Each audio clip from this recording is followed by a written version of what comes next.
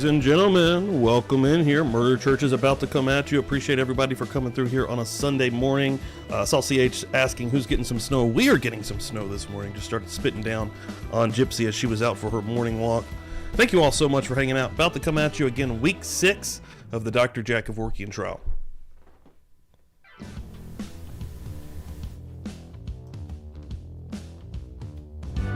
Also, please go make sure to give this a share on X and Twitter, on Facebook. I just put this out there, the link. Let people know that you're hanging out. Publicly Buzzed.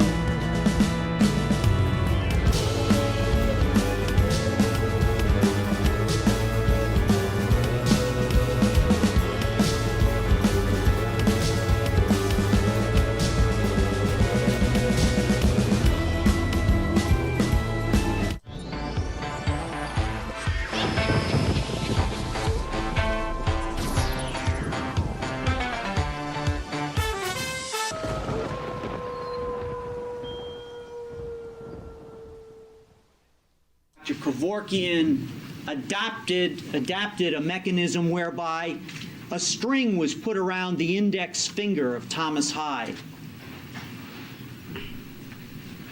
and that all Thomas Hyde needed to do when he was ready to die was move his finger, pull the string, and that could start the flow of gas. The gas itself was turned on, not by Thomas Hyde, but by Jack Kevorkian. Let's rock. Ladies and gentlemen, welcome in here to Murder Church this morning. Appreciate everyone for being here. Sunday morning, yes, getting a little bit of snow here this morning. Appreciate it. A lot of new names in here this morning, too. Thank you so much. Let's go through a few of these real quick before we get started with this week 6 of the Dr. Jack Kevorkian trial.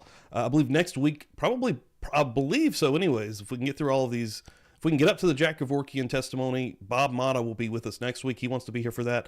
And then this coming Friday on Kick, we're going to be watching Swingers with Bob Motta. And hopefully Jay, I haven't gotten with Jay yet. I sent him a message. He needs to get back with me and with Dan. So got some cool stuff coming with the Fence Diaries with Bob. Debbie Blair coming through here. Donna, Jessica for Justice.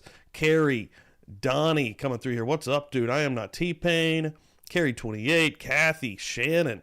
Good to see all you people this morning. Good morning. Shannon L. in the house this morning. Sheila, let's go. Lily Polly, Jersey Jen. Hope I'm not missing anybody. Still scrolling down through here. CH, who is also getting a little bit of snow this morning as well. Julia Terranova coming through here. Denise coming through here. Candace, let's go, everybody. Let's go. Love to see it. One thing I'm hoping that is working, I think I've got the chat feature on, it's not on this screen, it'll be on the one that I'll be using the actual court with. I'm going to try to make that work like Jay does. And then also, it'll probably be more of a Kick thing because it's like, I think it's for this, you know how he has like the things pop up when people sub and stuff. I was working on some of that too. I'm hoping it works. It's with Botrix, and I know some of that stuff can be a tad bit laggy. That was a little loud. Let me fix my mic there. But yeah, we're going to get ready to hit the bells as well. That may lure Viv in, everybody. Susan Cleveland, there's a new name. Thank you for coming through here also. Sarah's in the house. Let's go. Hell yeah, Gampy's in the house this morning. Holy mother, I seen an alarm and forgot what it was for. I was so confused. Morning, everybody. Get used to that now. Murder Church, baby. Every Sunday, 9 a.m. Eastern Time. Dizzy coming through here, modding up for us this morning. Appreciate that, Dizzy. Disney Nerd, good morning. Hell yeah, guys. Love to see this. All the people in here early, rocking and rolling, getting the chat flowing. Debbie Blair in the house. Still trying to make sure I don't miss any names. Kelly Hill in the house. I think I got everybody. Sheila, my knee is better. It's doing better. It's still a little bit wobbly. That's all I can really say. Every time I feel like it's good, I put a little bit too much weight on it, and then I can feel that something's still off. So, and they did tell me a few weeks, and I've got a really good brace. Like the brace I have is like, it has a warranty on it. So hopefully it'll be good. We'll see. But yeah, I'm up again. Like I posted on Twitter, I'm actually in a completely different mindset now because of the mental toll that it was taking on me, just worrying. Oh shit, yeah, it is working. Oh God. I don't know what's happening, and I didn't see it. I heard the music, but something happened. I don't have it on the screen. Hold on. Let me move over here. I want to see. I probably missed the first one that would have actually done something. Where am I? There's the chat. Okay, let's I need to get the chat on the other screen too. Let's see if I can do that. I've been working on some things here. Hold on. Real quick. Let's see if I can get that in here too. Yeah, look at that. Look at that. Chat on the screen. Shit. Hopefully it keeps working there. 7 months by Disney Nerd. I think that's what triggered the sound effect there. And also have to put the chat into the OBS stream here. One second. Again, as you guys come through, please hit that like. Let the folks know where you're at this morning. The bells are coming at you momentarily. Look at this right here. Disney Nerd coming through here. Good morning, Pastor Steve. Murder Church in the house. That's right. How long? 7 months? Wow. Happy anniversary. Wow. That's awesome. Not new, just AWOL for a spell, Susan. Okay. I think I do remember your name, actually, Susan Cleveland, now that I'm remembering. There's so many that come through, and my brain's not the best. Yeah, I'm telling you, just kind of knowing that I'm not in a bad spot helped a lot. Did it already stop working? Did the chat already stop working? There it is. I think it just disappears fairly quickly. I need to fix something with the timer there. That did go away really fast, didn't it? Give me 1 second. I've got it up there, yeah, for 4 seconds. Let's put it on like 10 seconds. See how that feels. We'll put that in there. See how that feels. Hopefully you can change it live. We're about to find out. All right, guys. Week 6, Dr. Jack Kevorkian trial is coming at you again next week. Should be Bob Mata hanging out with us because I know he wants to see Jack Kevorkian on the stand. I'm still hearing noises happening. There we go. Yes, there was some shit happening. Nice. I wonder if I can separate those two. Hold on. This is all new to me. We're all working here. I'm not sure what those were, though, because I don't see anything else in the chat happening. Might have been followers. It might have been new followers, because I think I've set up some of that. I'm a very confused person. Shannon L. is all I know, has been here for 4 months. Good morning, brethren. Why did that not pop through? What the fuck is happening? Oh, shit. Wow, there we go. And there's 2 of them on the screen. Okay. Nice. Fuck yeah. Okay, there we go. So they are triggering now. That's what I like to see anyways. Yes. That's not triggering. Hold on. Actually being able to put the chat on the screen. Give me 1 second, guys. I apologize. Oh, there it is. I think that's it. Let's turn it off for some reason. Let's try this again. There it is. Boom. Shannon L., good morning, brethren. Happy to be here. Hit them bells. Yeah, that's about time for the bells. Let's do that, actually. Let me get over to the bells real quick. That was Santa Claus. I need to take him off there. I keep hitting him by mistake. It's becoming a problem. But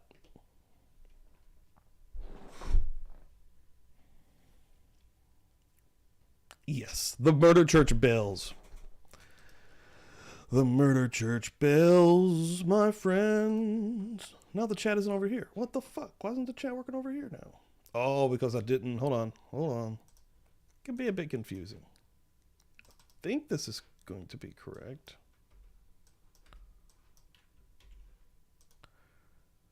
About to find out. There it is. Yeah. Now I need to figure out how that to make that work a little better too. We'll see if 10 seconds is good for. We'll see. I don't know. But where we're at right now is Cheryl. I think it's Gailey. I hope I'm saying that correct. The widow of one of Kevorkian's patients takes the stand outside the presence of the jury. So the jury is not in for this one. This is a 51-minute clip we're going to go into here. And again, thanks everyone for hanging out. I really appreciate it. And yeah, let's go. We'll be here for a little while.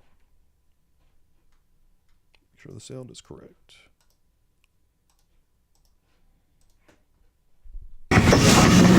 Jury order. Let's resolve the issue that was on the floor here before we had the lunch break.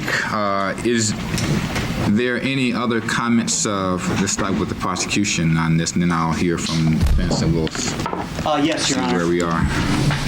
Yes. Your Honor, we would like to call the court's attention to the fact that with regards to what the defense has proposed, other victims and their state of mind, if you will, and that they wanted to be relieved of their suffering, is not legally relevant to what the defendant's intent was. And there really is a major relevancy gap there. What is in the state of mind of the other victims does not necessarily indicate what the defendant's intent was. No, if you did not hear the bells, I'll give you second bells.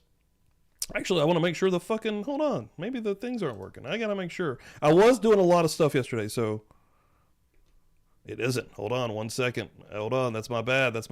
I'm glad you called that out. I like to get the bells rolling. 1 second, because here they come, baby. What the hell? They're still not coming through. Hold on. Good God. It's like if you mess with one thing, everything goes to hell, then you have to go back and fix it. Hold on. There they are. One more time. The bells for Murder Church. Boom. There they are. Loud and proud. That's usually what lures Ms. Viv in here. I'm just going to tell you right now. I got you. I see him, baby. Johnny. Morning, sir. There we go. Dilly Pickle's coming through here also. Slide in the back pew. Welcome in, Dilly. There we go. We're getting them, baby. We're getting them. Julia knows. She knows. I'm not T-Pain knows. We got them. Let's go, guys. The main issue in this particular case, the main thing of concern, is what happened to Thomas Hyde on August the 4th. These other issues we submit get the court off. Checking my voice to this sound. And get the fact finder off on a distracted journey, if you will, with regards to other people's health care concerns, the state of their suffering, and what these other family members may have to share. Plus the fact, if the court gets into three other events, does that mean that the door is then open to look at and probe into the 17 others to see whether or not there might be something probative contrary on the intent issue? I would submit not. I think when the court looks at the Vandervliet opinion, it clearly indicates that there must be a showing of relevance, in which we think there is not. Yo, Jay. Even if the court were to find that... All right, so Jay, I was messing around with the Botrix thing, and I think I've got some stuff rolling. I've got the chat on the screen now. I've even got the little dudes that pop up when shit happens, whether it's followers or subscribers maybe, or I think maybe it's even a membership trigger thing. Yeah, I was spending most of the yesterday trying to work with some of that stuff, hoping to get that rocking and rolling. There was some relevance. The Vandervliet opinion clearly indicates that just because something may come in or meet a criteria in 404B, it does require the court to examine that proposed evidence in light of 403. And clearly we think, Your Honor, that when the court looks at 403 right there, and the confusion of the issues, we think that the court should exclude this evidence. Thank you. Cool, man. Thanks, dude. It is a little confusing. I found this dude on YouTube who helped me a lot. I think some of the things will be triggered over on Kick, if I'm not mistaken. Oh, see, now that's covering up when I pop those up, so let me figure that out. Again, Mr. Kenny fails to deal with the law. And the question of the defendant's intent in this case is my affirmative duty.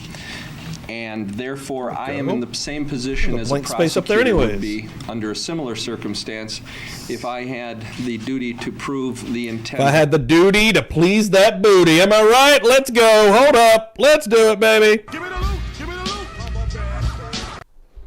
Of a defendant. In that regard, I've cited to the court 404B and the most recent revamping of the law by the Supreme Court. Most relevant in the People versus Vandervliet opinion are two holdings of the Supreme Court with regard to the issues involved here. First of all, the Supreme Court makes an overall ruling with regard to the applicability and the use of 404B in terms of relevant evidence, having the tendency to prove or disprove a fact in controversy. That fact in controversy here, Your Honor, being the intent of Dr. Kevorkian. Therefore, the Supreme Court held, the question is not whether the evidence falls within an exception to a supposed rule of evidence. Yo, good morning, Charlotte. Welcome in here.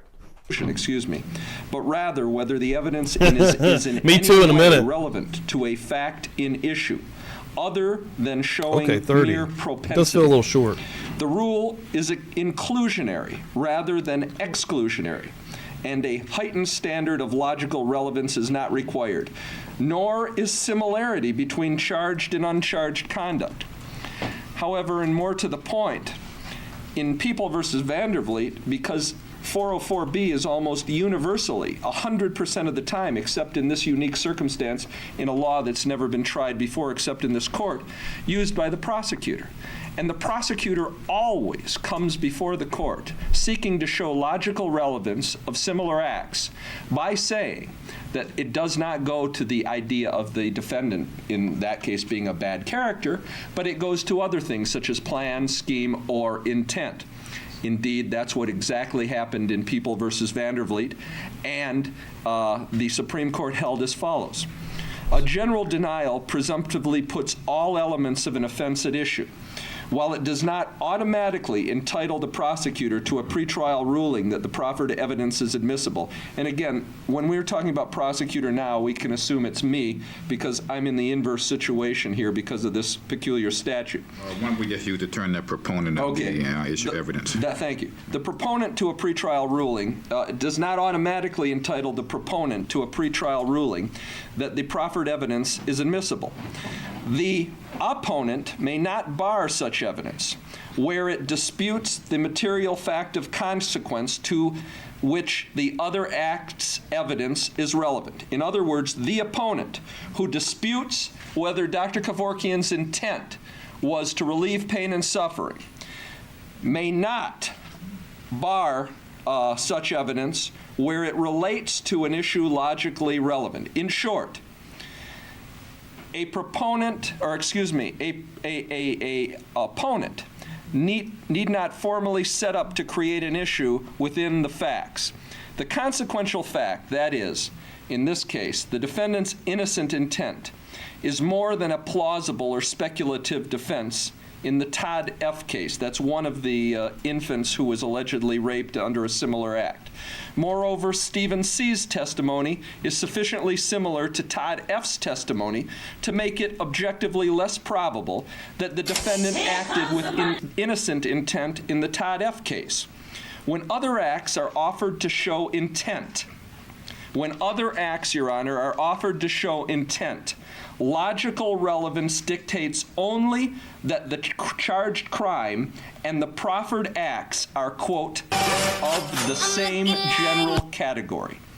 Evidence of both the alleged assaults is logically relevant and probative of the defendant's intent in the Todd F. case because it negates the otherwise reasonable assumption that the contact described in the testimony by Todd F. was accidental, as opposed to being for the purposes of general sexual gratification. Finally, evidence of the assault of Stephen C. is not only relevant, but highly probative of the defendant's intent in taking Todd to his brother's house. Without such evidence, the fact finder would be left with a chronological and conceptual void regarding the events surrounding Ward's directive to the defendant. The other act's testimony of Stephen C. is relevant under Rule 404B. Your Honor, in this case, because the prosecutor denies the defense offered by Dr. Kevorkian that his intent was to alleviate pain and suffering, the other act's testimony, which, by the way, is not only not similar, it's identical to the facts in this case, logically presents to the jury further evidence to support Dr. Kevorkian's contention, and therefore it's not irrelevant, it's not cumulative. In fact, it's an issue which the prosecutor is not only denying, but seeking to have the jury rule against me on that. And since this evidence tends to show that Dr. Kevorkian's intent, by virtue of each one of the witnesses testifying to not only similar acts, but virtually identical acts with different patients, goes to the crux of this case. And the reason the prosecutor seeks to exclude that evidence is not because it's not relevant, is not because it does not go to an issue in this case, is because it tends to prove Dr. Kevorkian's intent, and that would be prejudicial to the prosecutor's case. That's why he's seeking to keep it out. People versus Vandervliet is on all fours, Your Honor, in this case. And the defendant, I don't think, should be denied the opportunity to show by similar acts the intent of Dr. Kevorkian by virtue of the testimony of Sharon Welsh. Let me pose a question to you, Mr. Feigo. I think I intimated this when this first came up prior to the break and the opportunity for all of us to review further our Supreme Court's statement about extrinsic act evidence in 404B and the procedure to be used in the Vandervliet's case. And that is, let's assume that we all agree on the principles of law and that the significant issue become the application of that to the facts at hand. I think that's what the Justice Boyle in that decision asks us to do, is to look at the facts and the issue and what's intended to be introduced and analyze that in terms of its logical and legal relevancy. And if the concern I intimated is having different persons testify to what their respective relative or whoever it was that might have been involved, talk about what their feelings, were. And regardless of what your client did thereafter, I am trying to grapple with the question of how what they would describe the other person's feelings to be shows what Dr. Kevorkian's intent might have been, how that shows that. Taking that, generally when we talk about other acts evidence or extrinsic acts or similar acts, however we want to put them, I prefer to use a more broader term, other acts or extrinsic acts evidence. Amber. We're talking about something that somebody did, and that particular act shows a certain state of mind, a mens rea, in the act itself. Yeah. In other words, if we were to be talking about just merely showing that the doctor did something here with a particular patient, and that being that he hooked up whatever, apparatus that may have been doing that, that's one thing. That is the act of what's being done that may or may not show what a person's state of mind was at that time. But I still have a concern, and that's what my concern is in asking you the question, and I think that's what the prosecution is saying. What is the logical nexus between having someone testify that this is how these other persons felt, and how does that then show what the doctor's state of mind or intent was? Because it's inferred. Exactly the same way a similar act in the Vandervliet case was the defendant charged with the act of criminal sexual conduct. The prosecutor in that case Viv, thank you so much. Appreciate that. I'm not sure why 2 of them popped up there. Is that weird, Jay? Vivian coming through here right now. $10, sneaking in late and dropping my I forgot the way that word to say tilt in the plate. I'm probably butchering that. The last time I said that, I did not say that correctly. Give me the loot. Give me the loot. Yeah. Let's go, Viv. Thank you so much. Starting her out right this morning. Appreciate the hell out of that. And Viv, did you hear the bells? That is the important question, because if not, I'm going to give them to you. Respect my house. Real quick. Give you a little extra bells just for Viv. I know she likes them. She likes them, baby. She likes them. 2 browser sources. So maybe that's it.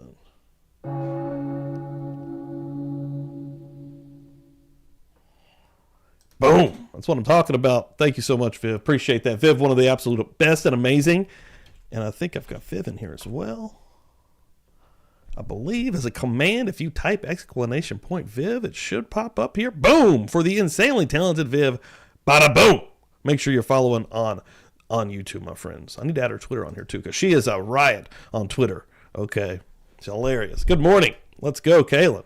Case was allowed to show that this defendant had done it before with other children and had in fact taken a child to another person's house.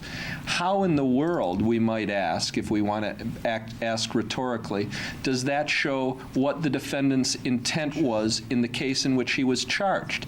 The Supreme Court answered that and said it has a logical relevance to show the intent of the defendant in the Vandervliet case by virtue of what he did in the past. It tends to show that his intent in this case, which was to commit criminal sexual conduct of whatever degree, existed because of the existence of prior acts. Just because children came on and testified he did something else to me in the past, if we follow what the court thinks is the questions of the prosecutor here, you could just as similarly ask, how would that show what the intent of the defendant was in the case at bar when he's charged with raping C? What's the difference what he did with A and B? And the Supreme Court said it tends to infer intent. Now, if this was a totally unique act of Dr. Kevorkian, he had never done it before, the prosecution would say, how, ladies and gentlemen of the jury, he couldn't possibly be intending to alleviate pain and suffering. But when we have 3 witnesses who will say he did it before under similar circumstances, under similar situations in which there was no help to alleviate the pain and suffering of my loved one, either my husband, my best friend, or my sister, and in those situations, the effect of Dr. Kevorkian's treatment was to alleviate pain and suffering, and we never wanted our loved ones to die. The jury can infer from that under similar circumstances, just as they can infer here what his intent was. His intent was to relieve suffering. This is virtually identical. Just one interruption, please, but then we have to make that leap between what they may have thought and what they may have wanted as against what was the Dr. Jack Kevorkian's, I kind of read a little bit here. It says ridiculous.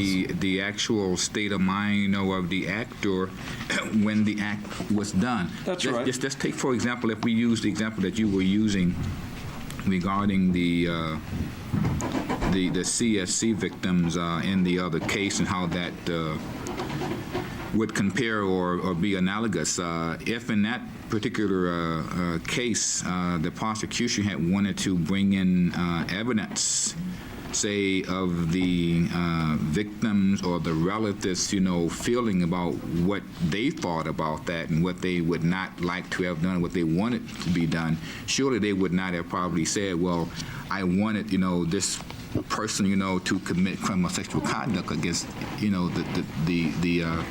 children, there. And I think that may be somewhat oversimplified, but I think that it's analogous, to the argument that's being made. Well, the Supreme Court said in Vandervliet, quoting Engelman, if it could be shown in this case that the defendant did indeed follow a common scheme or plan in committing such acts against young children, it would defy logic to limit the use of evidence to proof of identity or state of mind. In this case, Dr. Kevorkian's state of mind is at issue. His intent. The way you prove intent, it seems to me, in a criminal case, is to demonstrate the witnesses that I've presented here and to show that in similar acts, the intent was the same. Now, I'm not proposing that I could possibly, because if I put him on the stand and said to each one of these people, what was Dr. Kevorkian's intent in your case? The prosecutor would jump up and say, he can't testify to that because only Dr. Kevorkian knows what his intent was because his state of mind. That's precisely the point, Mr. Feiger. How can they say merely because of what someone else wanted or what they would like to have had to be done, that in and of itself tells what the doctor's state of mind was? It's no different from asking them directly, what was his state of mind? That's right, except the intent can always be inferred from the evidence. Intent can always be inferred. And if it logically has relevance so that the jury can infer intent, it can always infer intent. That's my point. Okay. Intent is not something that can only be proved by virtue of the actor testifying. That was my point in this case, Your Honor. If the jury isn't allowed to be presented with evidence to infer intent, the prosecutor should be barred in all criminal cases from attempting to prove intent unless the defendant takes the witness stand, because intent is a state of mind, and unless the defendant takes the witness stand and the prosecutor proves by virtue of words out of his own mind what his state of mind was, you could theoretically, following the court's logic, never prove intent. I'm not seeking to prove intent by having the witnesses come on and say they know what's in Dr. Kevorkian's mind. Welcome But to his church. actions in each and every Love one it. of these cases is consistent with his actions here. And from that, the jury can infer that his intent was to alleviate pain and suffering. And that's what makes it not only logically relevant, but admissible under 404B, because it tends to prove intent. I go back to the wording of 404B. Evidence of other acts is not admissible to prove character. It may, however, be admissible for other purposes, such as proof of intent. Now, I ask the court rhetorically, if the Supreme Court in passing 404B says you can prove intent by virtue of actions, not thoughts, but actions, what are they talking about? They're talking about cases like this where someone can come up and testify about Dr. Kevorkian's actions, and then from that, the trier of fact concludes intent. If that wasn't possible, you couldn't have. 2 minutes ago, the sweet Vivster, Vivian out here sharing the trial on Twitter. Let's go. Thanks, Viv. Appreciate that. Viv also shared out my latest video, the Gypsy Rose it's a small clip from the conversation we were having on the Thursday show, but I really appreciate that, Viv, man. Fucking MVP shit. Have this rule, because the rule says you are permitted to show I love sharing her intent stuff too, man. by a person's actions. And in this case, the intent of Dr. Kevorkian is attempting to be proved by his actions in other cases. That is exactly what the rule says. Exactly what the rule says. I have the burden of proof, I agree with Mr. Kenny, on the issue of intent under subsection 3. I am improving intent by virtue of his actions. I'm not sure that I agree with you're saying you have the burden of proof. I may not, but anyway, I'll just let that be on the record as it is. I agree with Your Honor. Before you answer or respond, Mr. Kenny, one of the, I think, concerns that were expressed in the opinion by Justice Boyle, in the Vandervliet opinion, was that it would necessitate a change in the wording of the Rule 404B. To your knowledge, has the Supreme Court ordered that change? No, not as far as I know. Okay.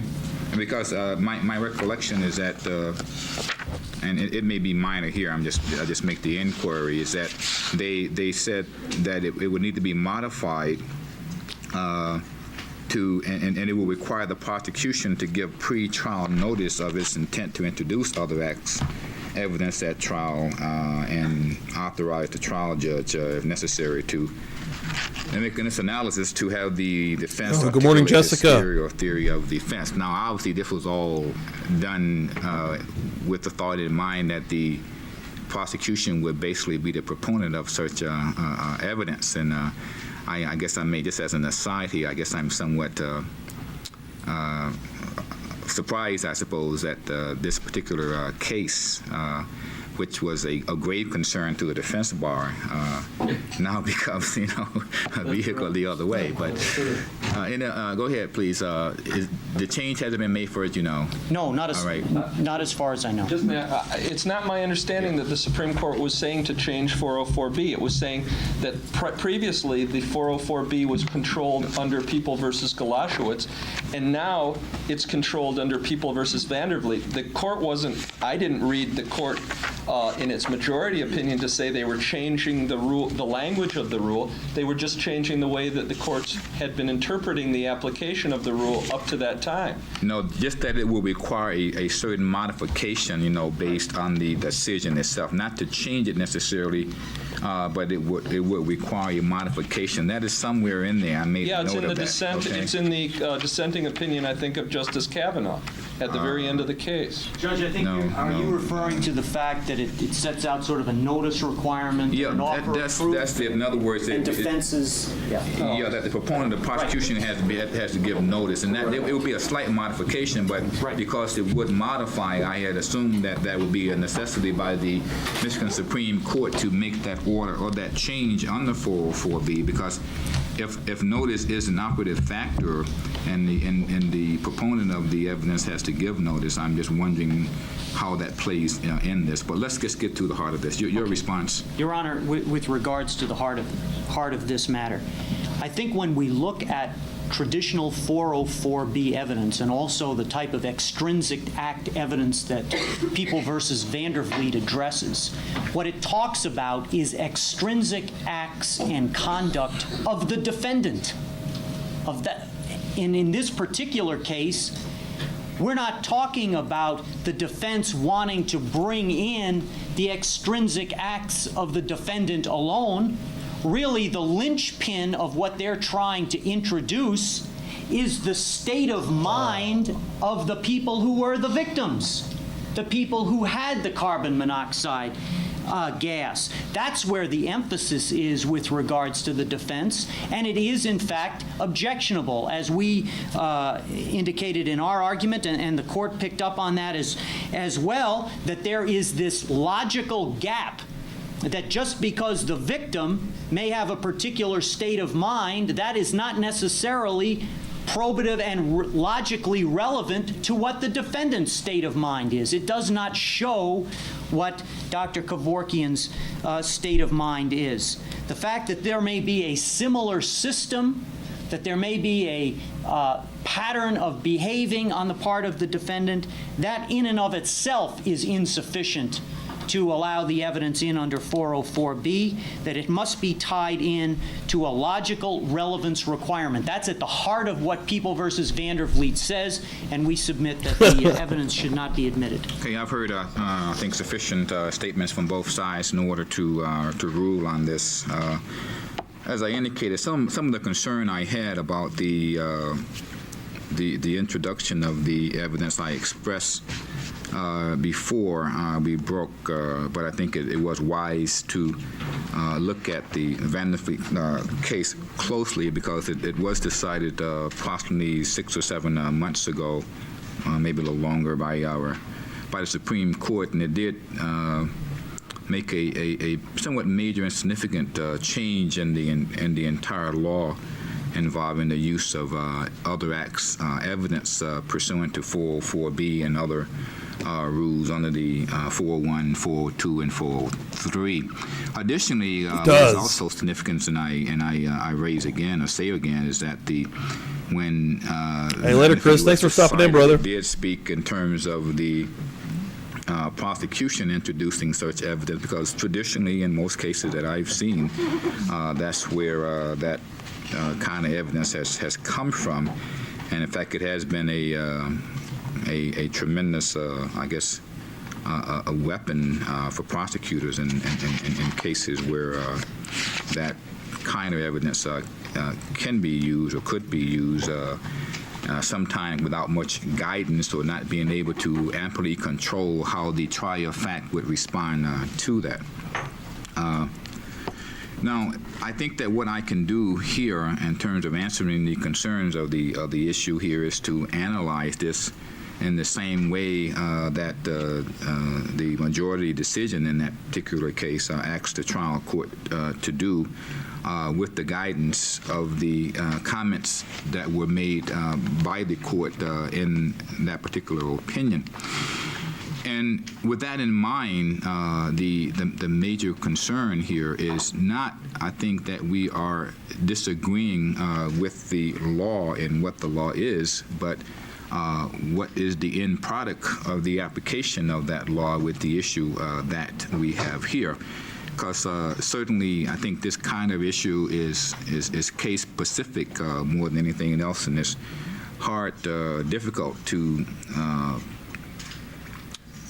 put together some kind of a bright line or some kind of a template over the matter and be able to, from that, extrapolate what the concern is. Now, one of the things that was discussed at length in that opinion is that the similar acts or extrinsic acts evidence is to be looked at in terms of its logical relevancy, and the court indicated that that is to be determined by the applications of Rule 401 and 402. 401 of the Michigan Rules of Evidence, and we've said this so many times in the record, I think I need not spend a lot of time in that, but relevant evidence means evidence having any tendency to make the existence of any fact that is of consequence to the determination of the action more probable or less probable than it would be without the evidence. And MRE 402 says all relevant evidence is admissible except as otherwise provided by the Constitution of the United States and so forth. And evidence which is not relevant is not admissible. And the Van der Vliet opinion at page 61 says Rule 401 and 402 define the universe of evidence that is logically relevant. And quoting from some treatise here, the court says that that court said the courts have discredited the no inference on the inference rule.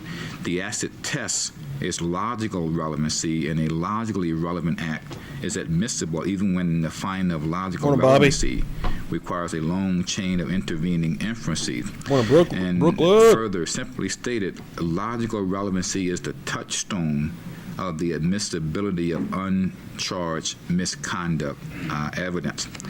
Further, says the court, starting in 61 into 62, Rule 404 is a rule of legal relevancy, and I emphasize that distinction, legal relevancy, defined as a rule limiting the use of evidence that is logically relevant. Thus, Rule 404 presumes a showing of logical relevancy. It is only then that consideration of legal relevancy are implicated. Now, just taking that aspect of this in terms of the logical legal relevancy, my primary concern in applying that is, as I already indicated to some degree, is the logical relevancy between... they all like to hear themselves talk, it seems like, honestly. What a person would testify to as to what their these persons felt and what they wanted prior to their contact and in their contact with Dr. Kevorkian, and what the other act that by the doctor that resulted from that contact in those thoughts. I have a difficult time seeing being able to understand or place a nexus between what their state of mind might have been and what they wanted with what the doctor actually did to show that what he did shows his state of mind as to what his intent may have been. But even if we were to take a position of a logical relevancy on the rules. It then gets to the four-prong test that the Van der Fleet decision addresses and advises the trial court to use in making such an analysis. Now, Justice Boyle in that decision, in the majority decision, basically relied to a great deal on the U.S. Supreme Court decision in the case of Huddleston, Huddleston v. United States, found at 485 U.S. 681 in 1988 decision that did arise in the Eastern District of Michigan here. I believe it was tried initially in the federal court down the street there. Now, I'm quoting from the Van der Fleet opinion, and I quote, "The evidence must be relevant to an issue other than the propensity on the Rule 404B to protect against the introduction of extrinsic act evidence when that evidence is offered solely to prove character. Stated otherwise, the prosecutor, and I may just add here the proponent, must offer the other act's evidence under something other than a character to conduct theory." I see no problem with that because I don't think it's just a character to conduct theory. Second, as previously noted, the evidence must be relevant under Rule 402 as enforced through Rule 404B to an issue of fact of consequence at trial. Now, certainly the intent or the state of mind and has been raised here becomes significant in that context. And third, Jack Kevorkian's like, while you guys debate this case law endlessly, I'm going to sit here and read my book, fellas. Look at this sweet man. Okay. It should employ the balancing process under Rule 403. Other acts evidence is not admissible simply because it does not violate Rule 404B. Rather, a determination must be made whether the danger of undue prejudice substantially outweighs the probative value of the evidence in view of the availability of other means of proof and other facts appropriate for making decision of this kind under Rule 404, under Rule 403.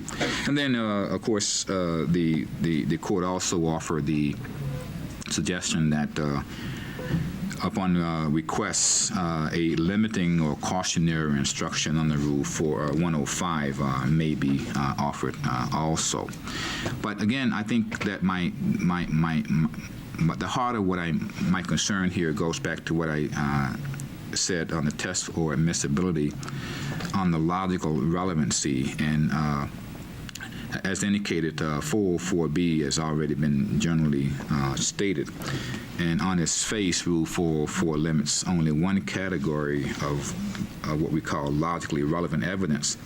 And if the proponent's only theory of relevancy is that the other act shows defendant's inclination to wrongdoing in general, to prove the defendant's committed the conduct in question, the evidence is not admissible.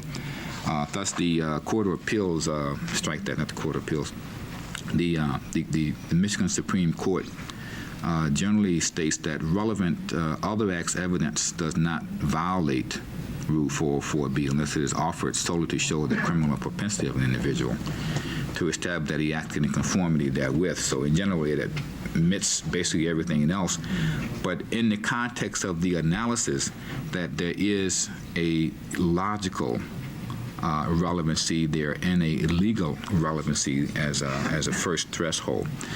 I find in making the analysis here that's offered that the evidence that is being proffered here to show what the defendant's state of mind may have been, in other words, whether his intent was to relieve pain or suffering or discomfort rather than to cause death, that's not answered by the testimony of persons as to what was done, said by other persons who sought Dr. Kevorkian's services.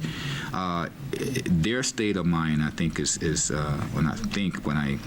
find is not relevant.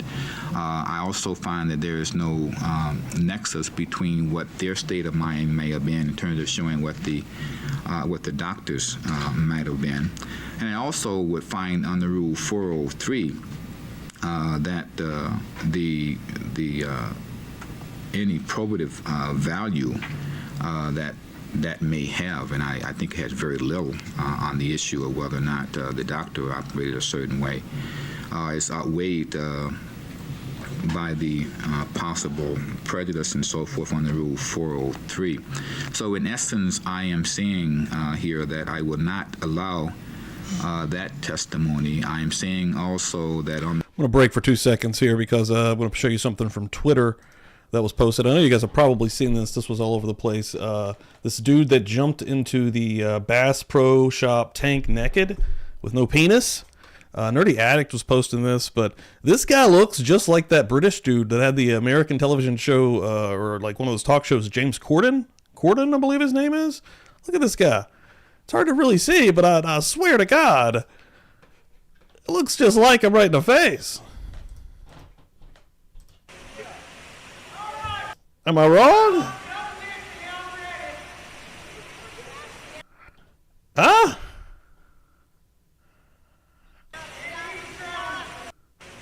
This son of a bitch done chopped his penis off, jumped in a Bass Pro Shop tank. Everything went to hell for him quick.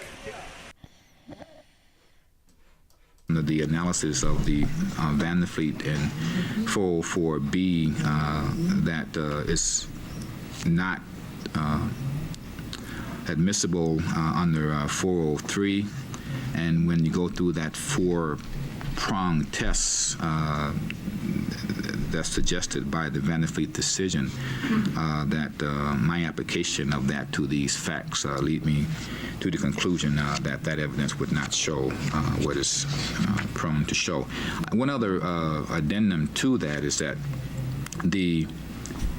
in general, when we I didn't see no penis. What are y'all talking about? That guy did not have a penis. talk about extrinsic act testimony, we're talking about a particular act I was in the that pool. another person did. It's Shrek. And that act being used in some way to show knowledge or intent or something of that.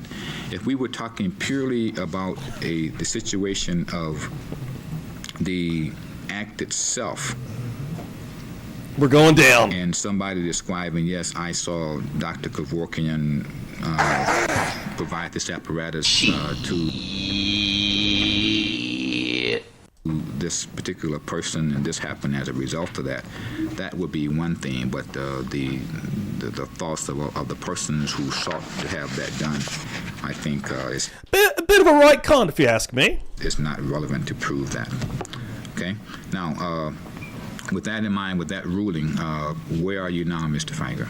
Well, with that ruling, first of all, I want to make an exception to the court. The court's indicated that I sought to prove Dr. Kevorkian's intent by way of having these witnesses testify about what their state of mind was or the state of mind of their loved ones. That isn't what I tried to do at all. I'm trying to prove Dr. Kevorkian's intent by virtue of his acts in that case, just like you prove intent in every other case, and as the Supreme Court said in Van der Vliet, an inference through an inference. The court can infer the jury is intended, and I think the court, as an exception, with all due respect to the court, it's not up to the court to determine whether, in fact, the jury could decide that that tends to show it or not. Because intent is always showed by inference, through the acts, the court in this case has acted as a fact finder and attempted to say that the jury couldn't, as a matter of law, infer intent by hearing the testimony of other witnesses about Dr. Kevorkian's acts in that case. But more to the point, I need to create, I think at this point, a separate record or make sure that I haven't waived anything, because I'm seeking to put on the testimony of Cheryl Gale, Sharon Welsh, and Doreen Agner, not as to their state of mind, not as to their loved one's state of mind, but as to Dr. Kevorkian's acts in order to prove the inference of... Yo, Charlotte, I got an inside number 9 shirt for Christmas from my fiance from Cassie. I was fucking excited. And I don't want an appellate record to say, Feiger, we can't rule on this because Feiger hasn't made a sufficient record in order to determine what he was or wasn't going to be allowed to do. I'll give you the opportunity to make your record. I think that essentially you would be using each person for the same reason, right? So Correct. why do you need to put on all three? There absolutely none. If the court would allow me to make a separate record as to one and stipulate that fine. it would be the same as to all of them, That's proper. except that their stories might be slightly different, that I think that is sufficient for the court. That's fine. Go ahead, you may do that. Thank you. I call Cheryl Gale to the stand. Your Honor, to speed things up, may I lead the witness? Finally get the witness up here after all these blowhards talk for an hour. Let's go. Actually, about 39 minutes. Now, I actually really, I know I'm in the smoke right now, but I actually really enjoy the law discussion. That was one of the biggest parts of the Jeffrey Dahmer trial, that it can be kind of boring at times, but can also be really interesting and intriguing, especially to see how they counter the points and counter the arguments, and again, look up old law, or they're arguing this law and how it's, what it represents, or how it's, you know, it's just super interesting. I really enjoy it. Oh, Your Honor, that's fine. Mrs. Gale, you were the wife of Hugh Gale, is that correct? Yes, And Mr. Gale suffered from a terminal form of emphysema, isn't that correct? yes, And you and your husband, at some point in the process in which of his suffering, contacted Dr. Kevorkian, is that correct? yes. How did you contact Dr. Kevorkian? He called him on the phone. Why did you contact him? He contacted him because he was suffering, he was miserable, and he was tired of it. Had your husband been continuing to receive medical care? Yes, Had the medical care allowed your husband any form of relief from Morning, the Memesy. suffering that he was experiencing from emphysema? it did until the disease progressed where everything had been done that could be done. At the point that it progressed to the stage where you indicated where everything that had been done could be done, what began to happen with your husband at that point? The oxygen wasn't enough. He couldn't breathe. He had spasms of the lungs that would render him unconscious. Trigger He warning. couldn't walk to the bathroom anymore. He'd been sleeping in a chair for 6 years, a recliner, because he couldn't lie flat. The mucus would accumulate in his lungs and he would choke. It was just the loss of his ability to, he couldn't breathe, he couldn't do anything, walk a few steps, and he had to stop, and he would have these spasms and seizures. When you say he hadn't been out of the recliner for 6 years, had he been outside in 6 years? He slept in the recliner for 6 years. Yes, he had been able to go to the doctor and home up until about the last 5 months. What happened then? He couldn't make it to the car. At the point in which everything had been done which could be done, what was being done for him in terms of medical treatment to ease his suffering? He had a pulmonary nebulizer. Which is what? It's it's a machine that you breathe medication, Morning. and he was on that every 4 hours. I guess and I'll be had the right back oxygen after we're and the upstairs and use the drugs. bathroom. Did that help at all? Not at the end, it didn't. Was anyone offering any hope to alleviate his pain and suffering while he was still alive? No, he had seen the specialist, his medication, he was on as much medication as he could. When you contacted Dr. Kevorkian, what was the purpose that you understood of contacting Dr. Kevorkian? My husband contacted Dr. Kevorkian. Okay. Did you have understanding of his purpose in contacting him? Yes, he Which said was? he couldn't stand it any longer, that it had become too much for him, living day by day that way, and suffering and being miserable. And what was he seeking from Dr. Kevorkian, Mrs. Gale? He was seeking relief Relief from what? from the suffering. Why did he think Dr. Kevorkian could provide that, if you know? He knew that no one else could provide anything to help him. Had you, at that point, exhausted all attempts? Yes, Did you have counseling sessions with Dr. Kevorkian? yes, Did you record those conversations in tape recordings? yes. Okay. Did you also, how long over a period of time did Dr. Kevorkian counsel with you and your husband, you?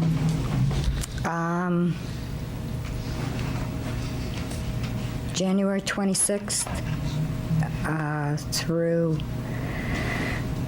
February 11th, and then again on the day that he died, What day did he die? February 15th. Did Dr. Kevorkian secure Hugh's medical records, Yes. if you know? Yes. Okay. Did Hugh request Dr. Kevorkian's assistance? Yes. Okay. Did Dr. Kevorkian in any way encourage Hugh, your husband, to continue to live? Yes, he did. How did he do that? Well, he suggested that we sit and think about things for him to look forward, something that may give him incentive to go on to look into all the medical aspects, the physicians, medications, and specialists, and just to encourage him to try to go on. I'll never not think the open leg podium is fucking weird. I just walked in the door and seen it as it was zooming in on her. Come on now. A little longer. And was that successful at all? No, it wasn't. Why not? Because Hugh was miserable. Every day that he woke up, he was miserable. He spent his whole day miserable and his nights. His life was in his recliner. Did Dr. Kevorkian or any of the people who worked with him in any way attempt to coerce your husband to end his life? No, Was it your husband's desire to end his suffering? it was his desire to end his suffering, yes. Did anyone coerce him, you or anybody else in your family? No. Did there come a time in which Dr. Kevorkian finally did agree to help Hugh end his suffering? Yes. Had Dr. Kevorkian not agreed to end Hugh's suffering, would you have continued Hey, to good morning, suffer? Heather. I missed you coming in here. Yes. What other means were available to you or your husband to alleviate his suffering if Dr. Kevorkian had not been involved? There was no other means. According to the physicians that he had seen and the specialists, everything was being done possible to help him. Did Dr. Kevorkian finally assist you in ending his suffering? Yes. When did that occur, Mrs. Gale? February 15th, 1993. And were you were you present with Dr. Kevorkian? Yes, I was. Who else was there, Mrs. Gale? Margot Janis and Neil Nickel Okay. And yourself? and myself. And Dr. Kevorkian? And Dr. Kevorkian, yes. By the way, was it your understanding, and did Dr. Kevorkian explain to your husband that he could change his mind at any time? Oh, yes. And was your husband capable of taking the mask on and off himself? Yes. Yes. The prosecutor earlier today asked one of the witnesses the questions, how do we know if Thomas Hyde changed his mind or not? Were you present there at the time your husband passed away? Yes, I was. Okay. Had your husband changed his mind at all? Was he fully capable of taking the mask off himself? Yes, he was. Okay. Did anybody tell him at any time that he couldn't do that? No. How did the mechanism work? Was it similar to what we've had described here in this court with a canister and a mask and plastic tubing crimped with a little clip attached to a string on Hugh's hand? Yes. Was that set up in that similar manner for Hugh? Yes. Also, in Hugh's case, there was the additional, since he had little oxygen exchange, there was sort of a plastic oxygen tent put over him? Yes. Okay, that was to keep the carbon monoxide gas in? Yes. Okay. In that case, did Hugh was he informed that he had the sole decision-making as to forgot I was whether in the he wished to smoke. pull the clip or not? That's how good Gator's breath is. I didn't even realize I was still in the smoke, Daddy. He pulled the clip himself. Yes, he did. Did anybody else pull the clip for him? No. At some point during this first time, Hugh said, "Take it off." Isn't that correct? Yes. What was he referring to? The tent. The plastic tent? The plastic tent, yes. Okay, he wasn't referring to the mask, which he could take off himself, was he? No, he took that off himself. Okay. Was the tent taken off him at that point? Yes, immediately. And was the gas turned off? Yes. Okay, and did he take the mask off himself? Yes. After that, did Dr. Kevorkian indicate to Hugh that perhaps we should wait another day, I think. Yes. And what was Hugh's desire at that point? He said no, he wanted to go on. Why did he want to go on? He didn't want to wake up the next morning to suffering. Okay. Was there any alternative to him waking up to suffer if he didn't undergo the procedure that was offered by Dr. Kevorkian? No. Was again the same procedure utilized where the plastic tube was crimped and Hugh pulled it off with a string on his hand? Yes. Okay. Did Dr. Kevorkian ever indicate to you at any time that he wanted you to die? No. What did Dr. Kevorkian indicate to you about his feelings about you suffering? Would you repeat the question, Did please? Dr. Kevorkian at any time indicate to you what his intentions were with regard to Hugh? He was concerned about Hugh's life and his suffering. How did he express that to you?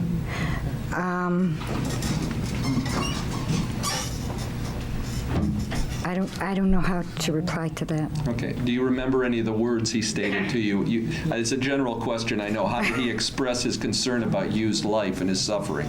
But do you remember anything in particular? On the day that he died? Yes. Do you mean? Or at any time?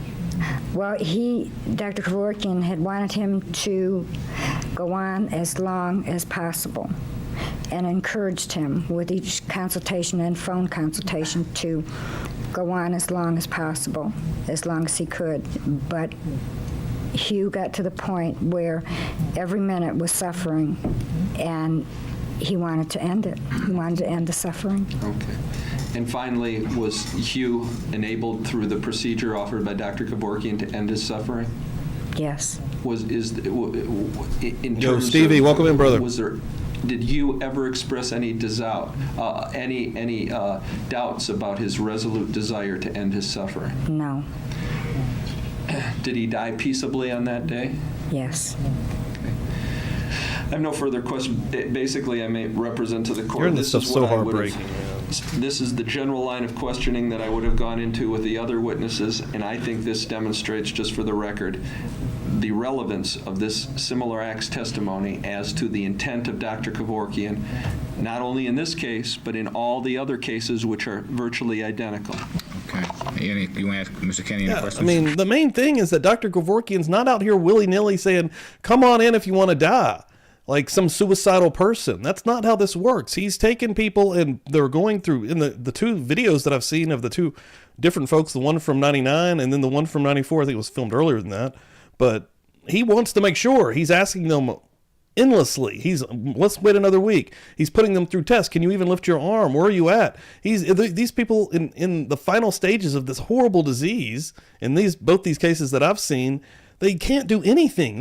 They're afraid. The craziest and the most triggering thing that's just haunting, traumatizing to even think about. Imagine being in this person's shoes. They're afraid of choking to death and dying on their food because the muscles in their throat don't work properly. They're that weak. That's so frightening. Like, I could not imagine. And then to put the family through this and Dr. Kevorkian is insane. And it happens again and again and again. There's 3 different ones of these just on Court TV, and I don't even think that's all of them, quite frankly. I don't know, man. No, Your Honor. I thought this was just for appellate record purposes. See if you want to put Thank anything you. on the record on that. I'm not persuaded by what I heard that my decision will be any different, so that's the record that's reflected based on the concerns of the defense counsel. Mr. Feiger, you have someone else to call now? Oh, yes, Dr. David Schwartz. Okay, we'll All right, going to the next one. get the jury, please. I'm going to hit you guys with a little bit of the old stinger. The next one, Dr. David Schwartz, psychiatrist, takes the stand. We got another 52 minutes here. Let you with an old Murch Church stinger. Thank you all so much for being here this morning. Really appreciate it. Thank you so much. Like, share, do all those things.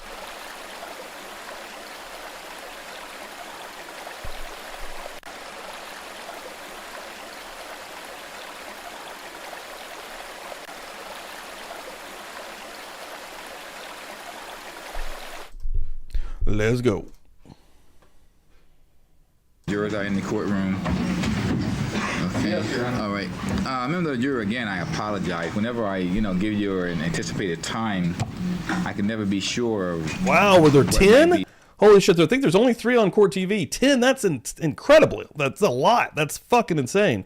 But yeah, 99. One of the ones that we're gonna get to. I have to watch all these. I think Brooklyn in the chat said that he did get prosecuted, and that is true. He went to prison for quite a little while. I think he went from basically 99, 2000 to like 08-ish. We'll get deeper into this story as well, especially once we get closer to that trial. Yeah, it's going to be a Dr. Kevorkian year on Murder Church, it looks like. Be involved, in the process of matters outside of your presence. Quite often there are matters of law and such for me, for myself and the lawyers to resolve. And it's fucking bullshit, if anyone knows me. Yeah. And those are no concern to you, but that's usually what that time is involved with. Mr. Feigl, you may go on with your... I called Dr. David Schwartz to the stand. Okay. Like, we don't know how lucky so many of us have it day to day, right? We take so much for granted, and I've really thought so much about that and so deeply about that since starting this trial in particular. I mean, you really do kind of... It's a dark subject, right? That's why we say trigger warning all over this. It's not for everybody to maybe think about, and I could see maybe going down some darker path. That's why we always say, if you need to take a break, do it. Walk away for a moment. It's some dark stuff, but man, we have it. We're pretty, at least me in particular, and a lot of other people that especially you see online, right? Everybody wants to boast and poise, and position themselves to having it. What the fuck, dude? We have it fucking great. There's people out here that are going to end up in a horrible position or are in horrible positions, and they're not even treated, quite frankly, like properly or let alone equally in a situation where they maybe need a little bit of extra help or something. It's crazy, dude. It fucks with me. Give your name to court reporter, please, Doctor. Here we go. Psychiatrist. David Schwartz. C-H-W-A-R-T-Z. Thank you. And raise your right hand, please. You do solemnly swear or affirm the testimony you're about to give in the matter now pending before this Look at these tennis shoes right here, though. Look at these kicks. Ready to go. court shall be the truth. I do. Thank you. Please be seated.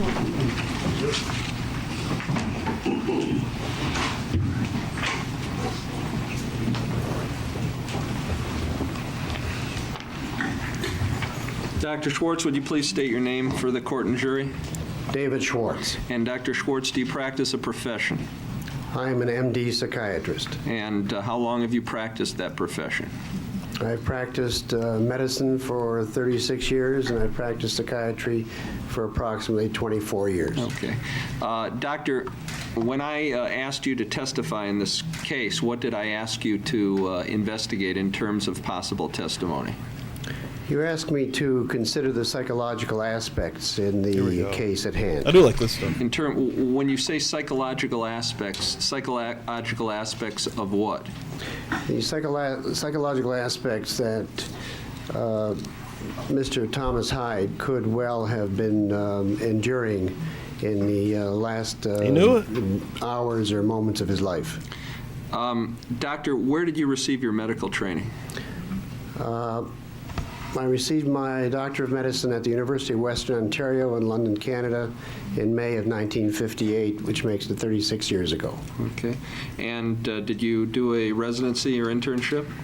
Internship was here in Detroit at Sinai Hospital for a period of 1 year, after which I trained to become a pediatrician.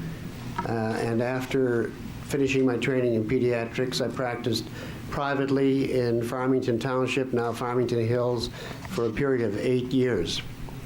Following that, in the exact middle of 1969, I went back into training and received a 3-year fellowship to train in child, adolescent, and adult psychiatry at Lafayette Clinic here in Detroit.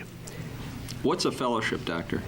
Fellowship is equal to a residency, except I was given a government grant which had other responsibilities involved because I had been board certified in pediatrics and practiced well beyond 5 years privately and had done a great deal of charity work. The term was a fellowship with a larger stipend, and I was not subject to taxes.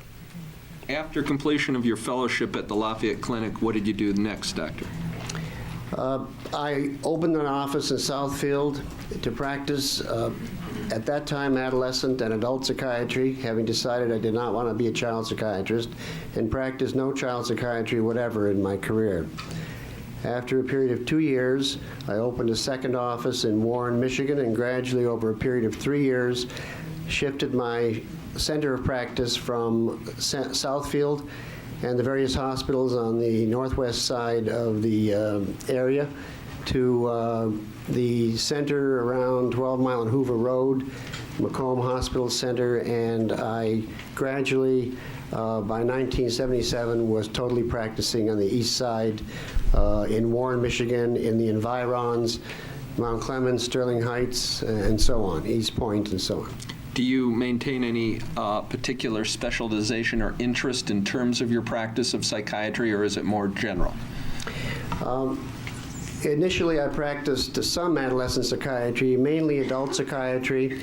I became board certified by the American Board of Psychiatry and Neurology in the field of psychiatry in October of 1976, hereby having 2 specialties and being certified in 2 specialties. And over the past 5 years have become most interested in practice approximately 50% of my time in geriatric psychiatry.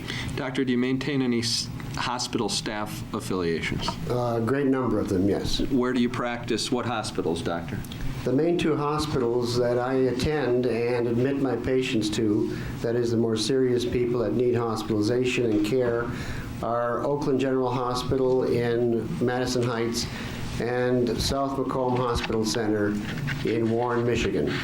I'm also a senior attending consulting psychiatrist at those 2 hospitals.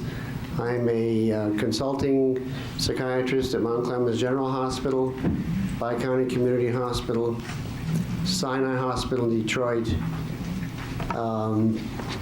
and a number of nursing homes throughout the area, including North Detroit and the east side of suburbs. Doctor, do you maintain licensures to practice medicine in any other states besides Michigan? I'm licensed to practice in the state of Texas, the state of Arizona. Correct. Okay. In addition to Michigan? In addition to Michigan, I also have a license to practice in Ontario, if I so wish, or in any of the other 9 provinces, correct, 8 provinces of Canada, because Quebec has its own French-speaking exams and education. You indicated earlier you've been practicing medicine continuously for 36 years. How long have you been practicing the subspecialty of psychiatry continuously? The subspecialty has been for approximately 5 years. You're speaking, I think, of psychogeriatrics.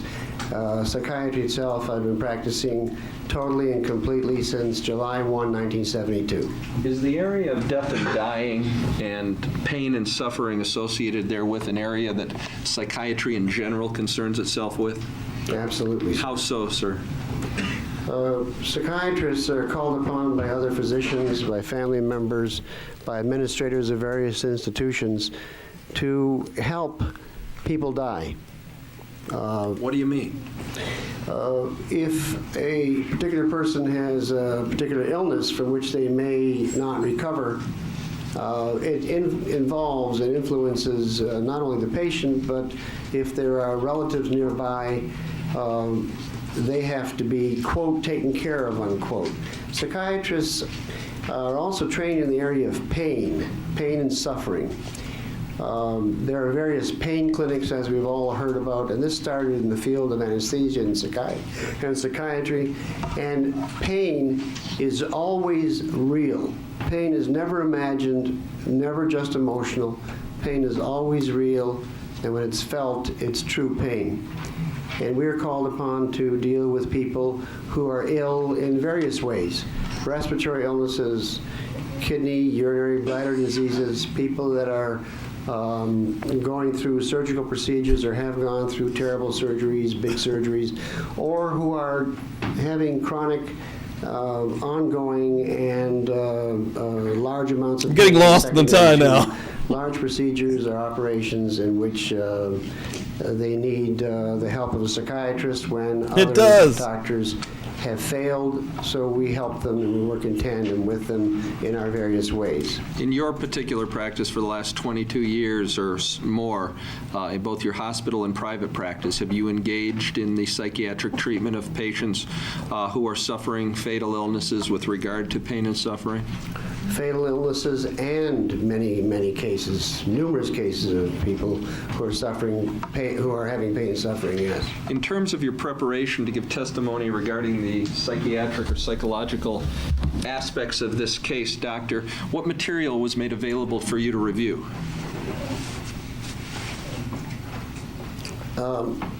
Material made available for me to review were the Henry Ford Hospital neurological reports and pathological reports from there, which included biopsy reports done at Botsford Hospital, neurological reports from Dr. Louis Rentz and his neurological associates in clinic.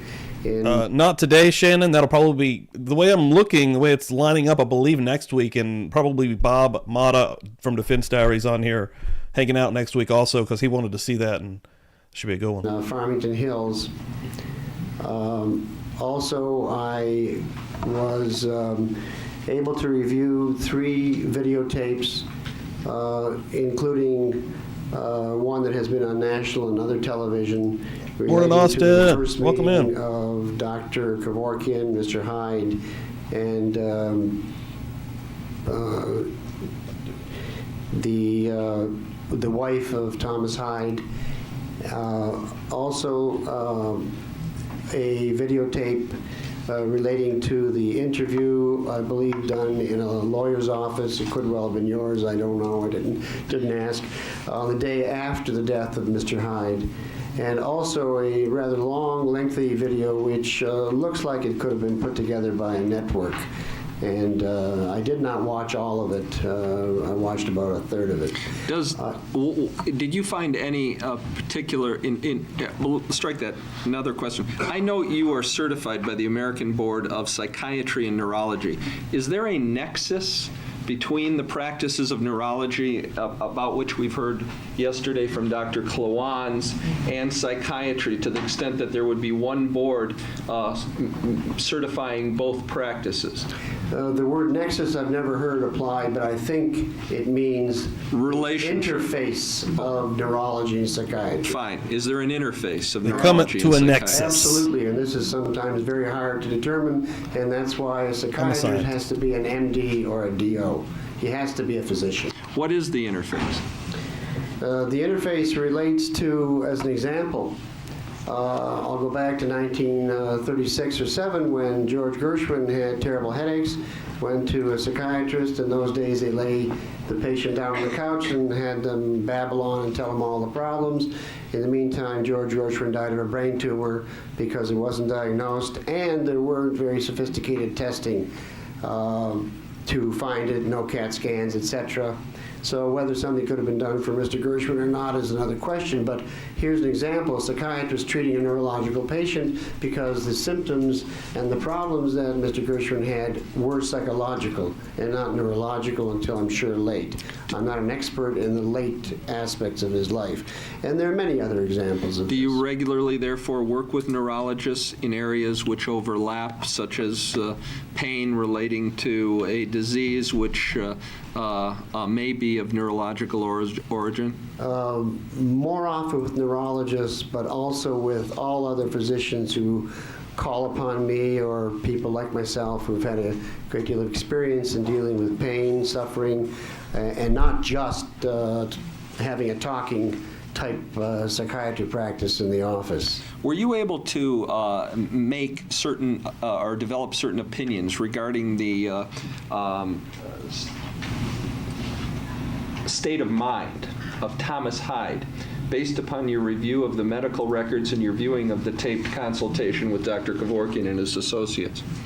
One very important finding, which is clear to me, is that Thomas Hyde had total clarity of thinking, total clarity of decision-making, of processing, of judgment, of insight, and of knowledge and cognitive awareness of what was wrong with him and what was being done and what couldn't be done to him or for him, and what choices he then later made, which I think is one of the reasons we're here.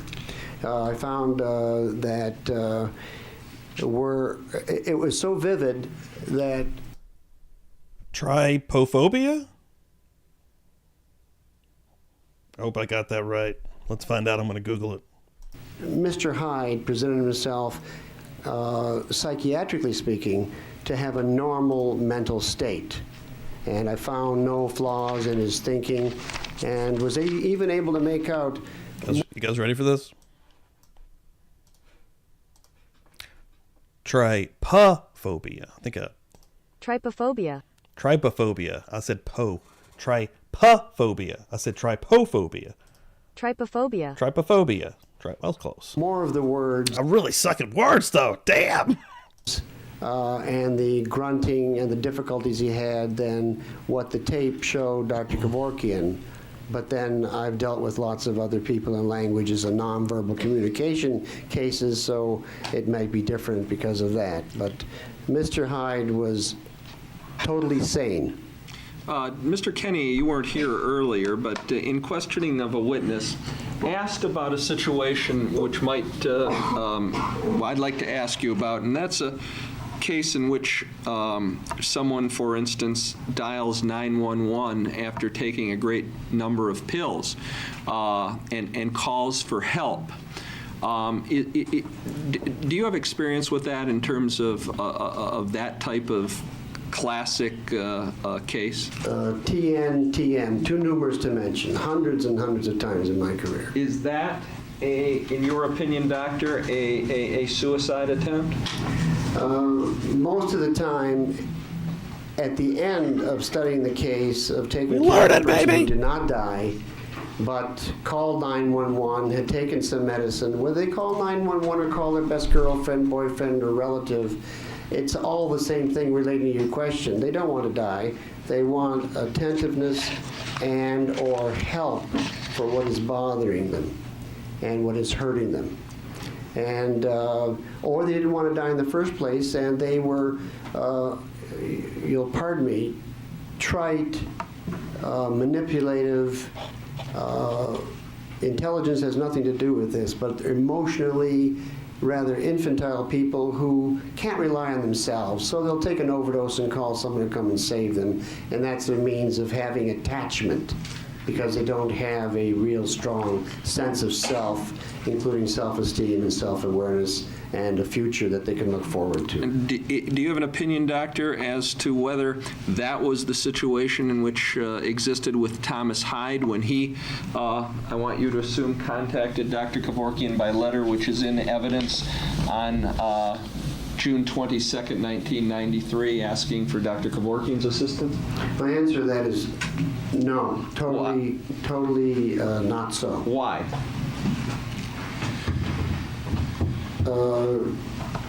Why do you feel that way? Having stated that the late Mr. Hyde was totally sane, and that's a generic term for knowing what he was doing from beginning to end, and that's how I'm using the term sane here, for the moment at least. And he had a disease. He was in all kinds of pain, not only physical, but I saw tremendous mental, emotional pain coming through the videotapes. I'd never met the man. How can emotional, allow you to answer that question, then I'll ask a follow-up. Go ahead, I'm sorry. And Mr. Hyde was, to me, well enough aware of what he was in for. either by reading or being told by the various physicians, Doctors Rossman, Doctors Louis Rentz, who is, I think, one of the best neurologists I've ever known, and is a colleague of mine, and who I've never discussed this case with, by the way. And Mr. Hyde knew what his ending could well be like. And I'll go beyond that. He knew how he would end up. And he could not bear dying in the way that he, in all likelihood, would have died. But he also had a great deal of pain, which was shown in the videotape relating to muscles, arms, hands, and loss of function, which would interface with psychology and psychiatry, having pain, which is a loss of self-esteem, a loss of self-importance, a loss of self-worth, not being able to use his body to function in this world on a day-to-day basis, whatever he did, which would be in normal ways. How does knowledge of one's demise or the way in which one will die, in this case Thomas Hyde, and we've had a number of doctors, I want you to assume, describe how death would occur and under what circumstances it would occur. Assuming Thomas Hyde was aware of that and assuming that testimony of the doctors as to how it occurred, how would this result in an emotional impact upon Thomas Hyde's pain and suffering? How would this produce emotional pain? Well, the first part, I think I take liberty answering the pain and suffering. The pain and suffering would be accentuated because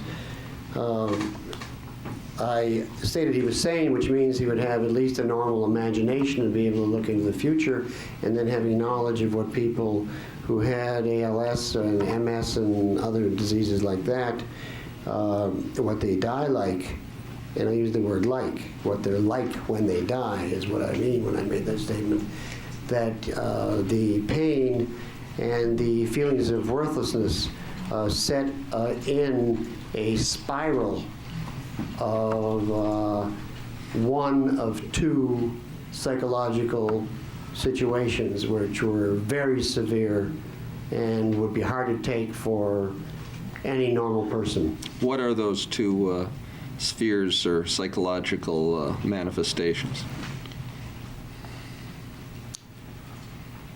I'll preface by stating that all human beings have common needs and wants, and there are two or three which are always present in every average human being.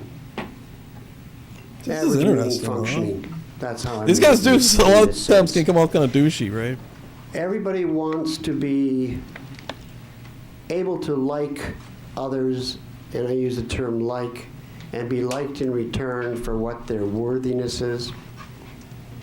Everybody wants to feel a sense of value and impart value onto and into other people, because that creates love within themselves and gives them furtherance for living.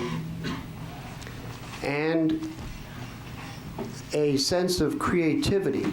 Once maturity sets in, all human beings want to have the capability and the ability to create. And that's a very broad term, but to create is what makes people important. Yo, Mandy, good morning. Children create children important, men who are carpenters, they create. There are many examples, I won't go into them. And so that's a universal phenomenon and a need that people have, is to be loved and loved in return, to be appreciated and appreciate in return, and to be able to create and have value and see the value in others. Those are givens. And to answer the other part of this, if... Yes, please. The problem... Go right ahead. Here, with the late Thomas Hyde, is that he knew that he couldn't have these things. Or anybody who was as sick as he was with the type of illness or the illness itself that he had knew that he couldn't have that. And there are two parts to this. Part A would be knowing in all likelihood how he was going to die, which would be some type of obstruction, choking, vomiting. It was difficult for me to think back to medical school days and to see the tape and those two things intermingled. It was difficult for me to watch that and think of it because I have seen this happen many times in my life and practice. He must have known. He would have known, whether he told anyone or not, and I have no evidence of this, but anyone with ALS would know that they would choke to death and they would not be able to breathe.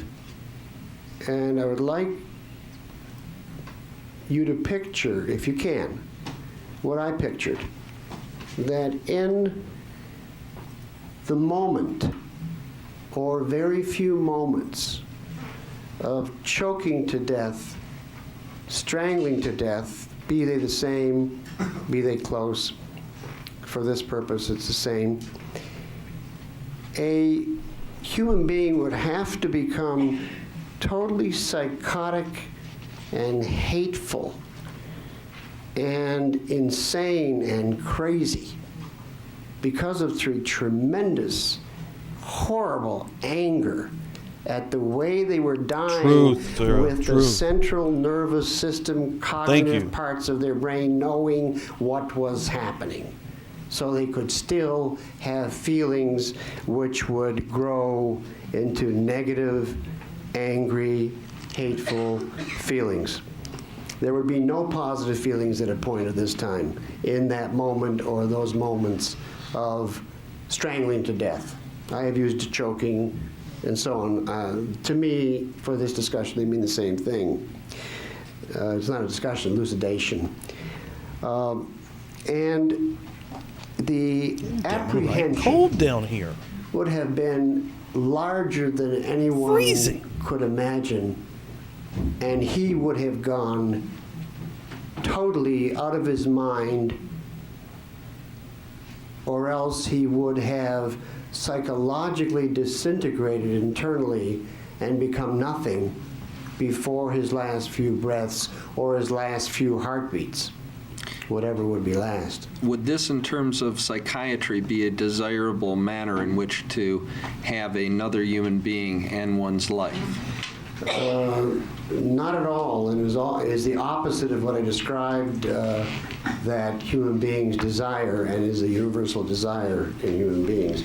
Would there have been any way to avoid, other than Dr. Kevorkian's utilization of the procedure, any other way that you're familiar with to avoid this manifestations of not only physical death, but the psychological pain and suffering that you've described in Thomas Hyde that was going to result from the way you die in ALS?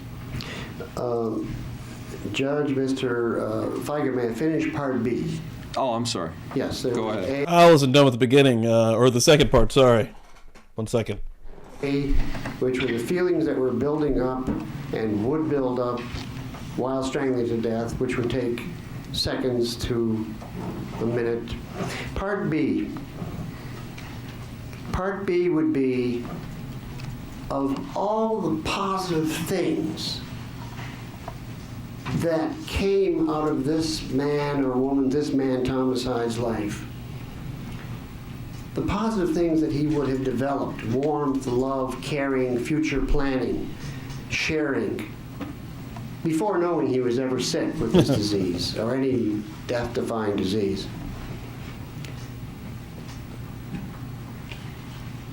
All of these remembrances of living in a broad sense.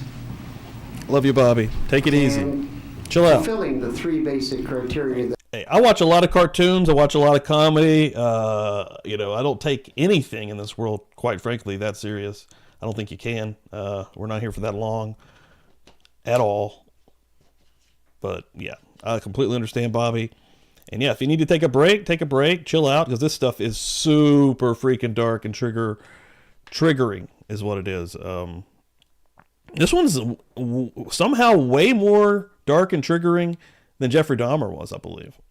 Even with all of that, some of those days were rough. I mean, but still, I don't know, man. This takes on a deeper level, I think, because it's, you know, in these cases, they're deciding that I want to leave this world because of this debilitating, horrible disease that has taken over my body. And the only thing working properly is this brain, and it's every day telling me, it's traumatizing me and telling me what's coming. When am I going to choke to death and die here on my own fucking saliva? It's that all human beings have would be taken away. He would have been dehumanized at that time. His hate for what was happening would have been so enormous that whatever good he created in his life, or he imbibed, or he developed, or he learned in his life would disappear within a second, and his life would have been totally worthless at that moment. To who? To himself, sir.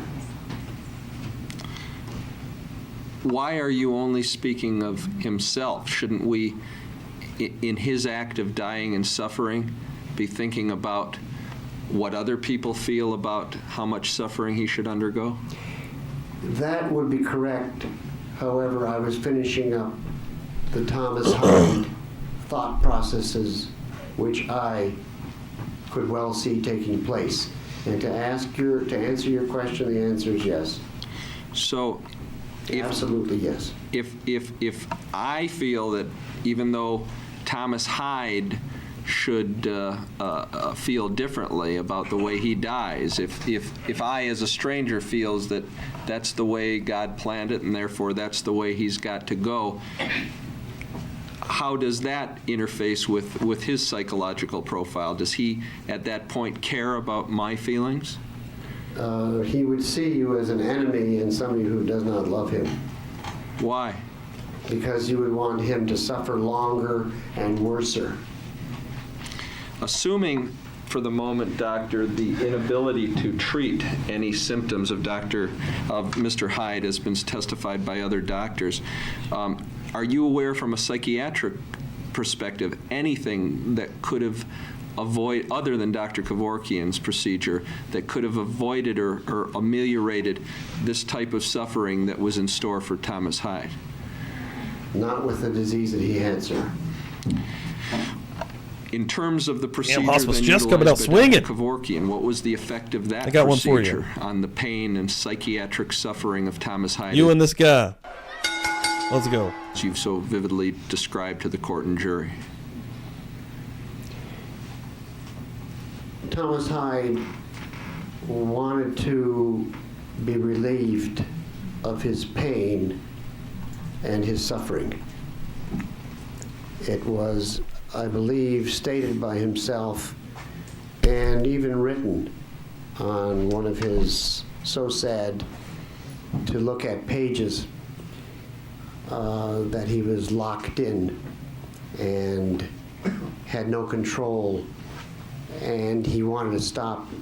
He wanted to have the suffering and the pain stop. It was unbearable to him from what I interpret.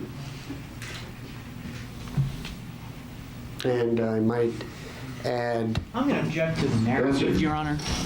Okay. Dr. Mr. Yeah, Feiger. let me ask the question. Give him a chance to ask questions first, doctor, and then respond. Okay, go ahead, please, Mr. Feiger.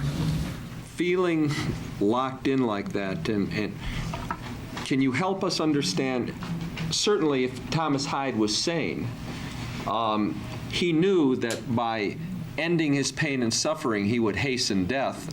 Do you believe that he understood and fully comprehended the implications of his actions? He could well have, yes. Help us then understand how someone like Thomas Hyde could consciously and sanely make a decision about the ending of his suffering, yet all the while knowing that he was going to hasten death, and make that decision sanely without being suicidal. There is only one way that can be answered, in my opinion. Go ahead, doctor. he knew that that was the only way to end the horrible pain and suffering that he was enduring, and that would continue. Can one make a sane, in your opinion, from a psychiatric perspective, decision about ending pain and suffering that one feels, even though the ending of that will also hasten death? Yes, sir. Isn't that suicidal? At the end, it might be called suicide, but not going in the front. Coming out at the end, it would be called suicide. Had Dr. Kevorkian not utilized that procedure, how was Thomas, what was his fate psychologically? I believe I described well what I believe he would have gone through, and he would have become, if you will, as a Rumpelstiltskin, a totally feeling worthless about everything at that last moment, and I can imagine nothing worse. Doctor, finally, the doctors have described that in your profession as a psychiatrist, MD, you use drugs, correct? Yes, sir. The drugs that are available to you are mind-altering drugs.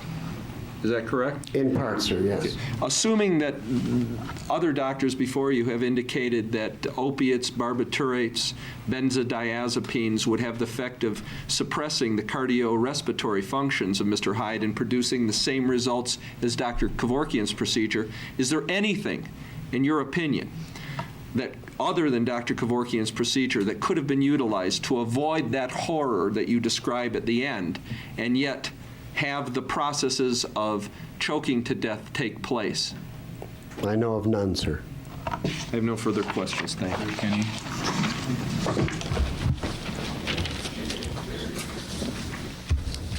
Excuse me, Your Honor, I move for admission of proposed Exhibit K, the curriculum vitae of Dr. Schwartz. Any objection? None. Pass in.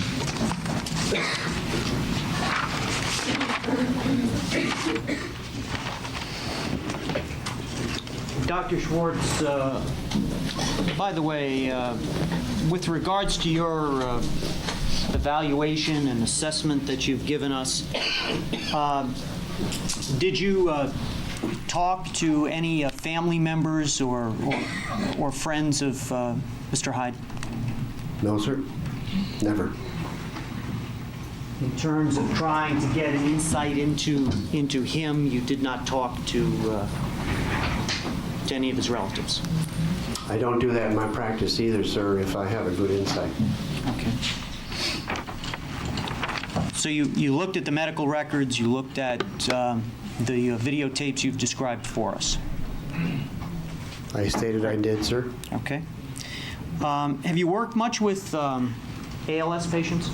There aren't too many doctors that have worked much with ALS patients except neurologists, physical therapy specialists, physiatrists, and some internists.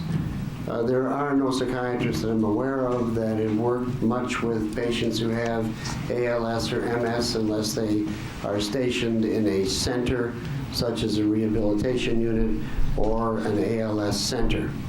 I have not worked much with them. Neither have any other psychiatrists that I know that I have ever seen, worked with, met with, or consulted with. Okay, in your own personal practice, how many have you worked with altogether? I have worked with 12 multiple sclerosis and 3 ALS patients. And the 3 ALS patients you've worked with have been over what period of time? Over the period of time in which I've been practicing psychiatry. Which is? 1972 until now, 22 years. Okay. Now, in terms of your work, you've told us that you do work with other physicians, talking with other physicians regarding patients' ability to cope with pain, which is very real, correct? I was hyping you up for next week, Bob, when Dr. Kevorkian's going to be on the stand. You'll have to repeat that because I couldn't understand it, sir. Did you say on direct examination that part of your work as a psychiatrist involves working with other physicians who are working with patients who are having pain or pain management problems? Yes, sir. And I take it that during the course of your work, you come in contact with the necessity sometimes to use experimental drugs or experimental dosages of drugs. Is that correct? No experimental drugs are allowed to be used by this physician. I have no license for that, sir. When you Morning, Dave. consult and work with other physicians who work in other specialties to provide your expertise, do you become aware of whether or not the doctors that you're working with use experimental drugs? I don't keep track of those, and I really wouldn't know. Do you ever make any inquiry as to whether or not experimental drugs or dosages might be helping someone who's having pain management problems? I'm sorry, sir, I don't think that question can be asked. You can ask it, but it can't be asked because it can't be answered. You're asking me to speculate on something in the future or something that may have happened 15 years ago. It's to ask about experimental drugs. Nobody goes around asking about experimental drugs except those that are professors and work in medical schools and research centers. You're telling us that those who have terminal illnesses don't get involved in experimental drug treatment plans? Well, those are the patients you're talking about now, Okay. sir. All right. I would say yes to that. Okay. Do you deal with any of those patients? No, sir. In your time as a physician, have you ever prescribed carbon monoxide gas as a treatment for pain? I haven't, sir. Loves to ask that question, doesn't he? Would you categorize carbon monoxide as a poison? I heard earlier testimony to that effect, and I would agree myself, since you're asking me at this time, that it is a poison.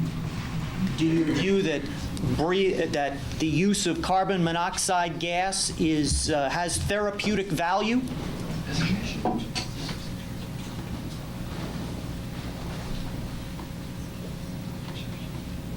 The answer would have to be yes, in line with the testimony I've been giving today. In terms of the suffering ending? That's correct. Thank you. And with regards to the suffering that's ending, we would agree, would we not, doctor, that death certainly ends people's physical suffering and their psychological suffering? I believe that has been universal throughout mankind forever.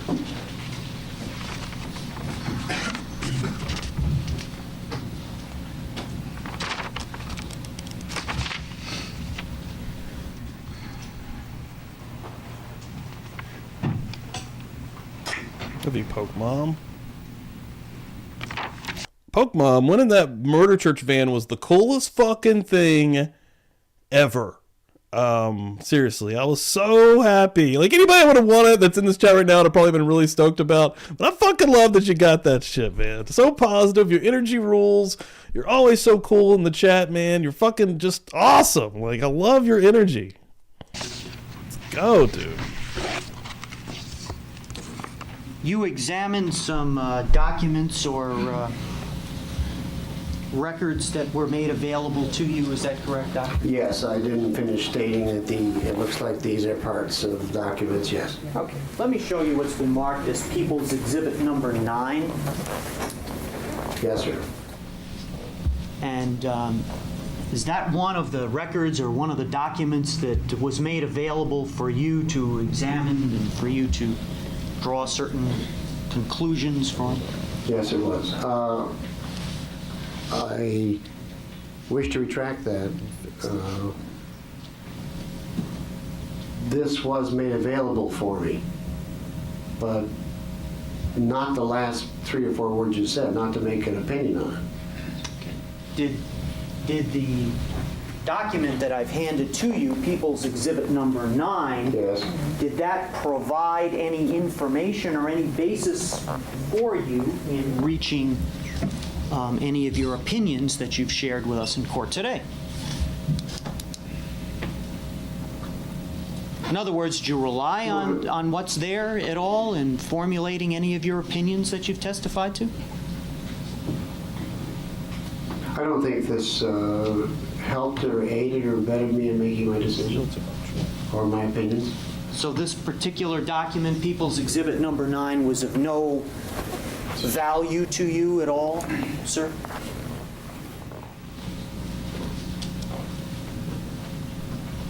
No, because it's not connected to what I believe the purpose of this was, and that was to end pain and suffering.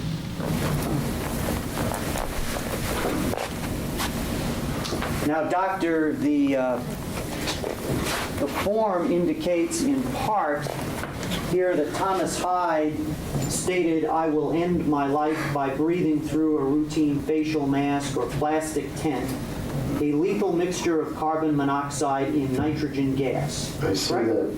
that. I read that before. I see it there, yes. All right. Now, did that cause you to understand that at the time Thomas Hyde signed this particular document on July the 1st, 1993, that Thomas Hyde expected that when he used this carbon monoxide gas, that it would cause his death?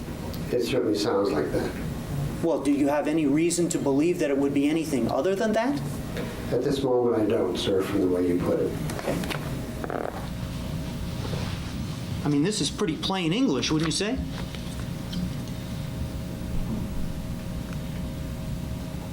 You're asking me a question? Yes. It's not hard to understand, and I'll call that plain English, yes. One more time. I think Bob's link is broke. In fact, it would be fair to say from Command. listening to the tape that you saw on July the 1st and reading this particular form, there was no question in your mind at all that on July the 1st, 1993, Thomas Hyde was communicating to Dr. Kevorkian None of them that he were. wanted Okay. to die. I believe so. In fact, didn't Thomas Hyde say those very words? "I want to end this. I want to die." I believe that's correct. I'm not sure if the last word was die, but I won't argue with you, sir. I'd have to look at the video again. But I will take for granted you're correct.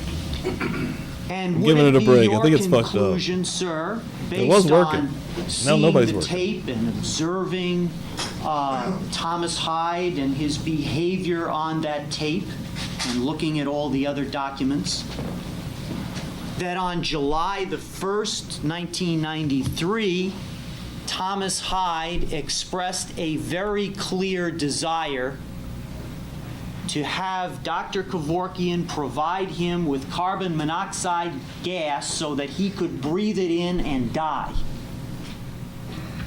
It appeared so on the videotape. When you say it appears so, is there any question in your mind, sir? To my eyes, it appeared so. I'll change the terminology. It looked like it. Little P. Fox. You have told us in very vivid detail what you believed his last thoughts would have been if he had been left to die choking or strangling, as you had said it. Any less certainty with regards to what his intention was on July the 1st? I'm sorry, sir. I have to disagree with your statement. The word thoughts throws the rest of the statement into unreality. I don't know what his thoughts would have been, but this is what emotionality he would have been going through.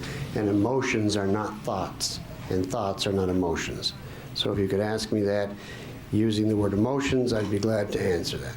Okay, when we talk about emotions and you're concluding that Thomas Hyde would be feeling certain emotions, you're basing that on what, sir? on understanding human beings, human existence, and the suffering that people go through, and that I treat people like this and get most of them better. And certainly when we draw certain conclusions about people's state of mind or what they're thinking about, we very often look to exactly what they say, don't we? That's where we get our ideas from and our facts, yes.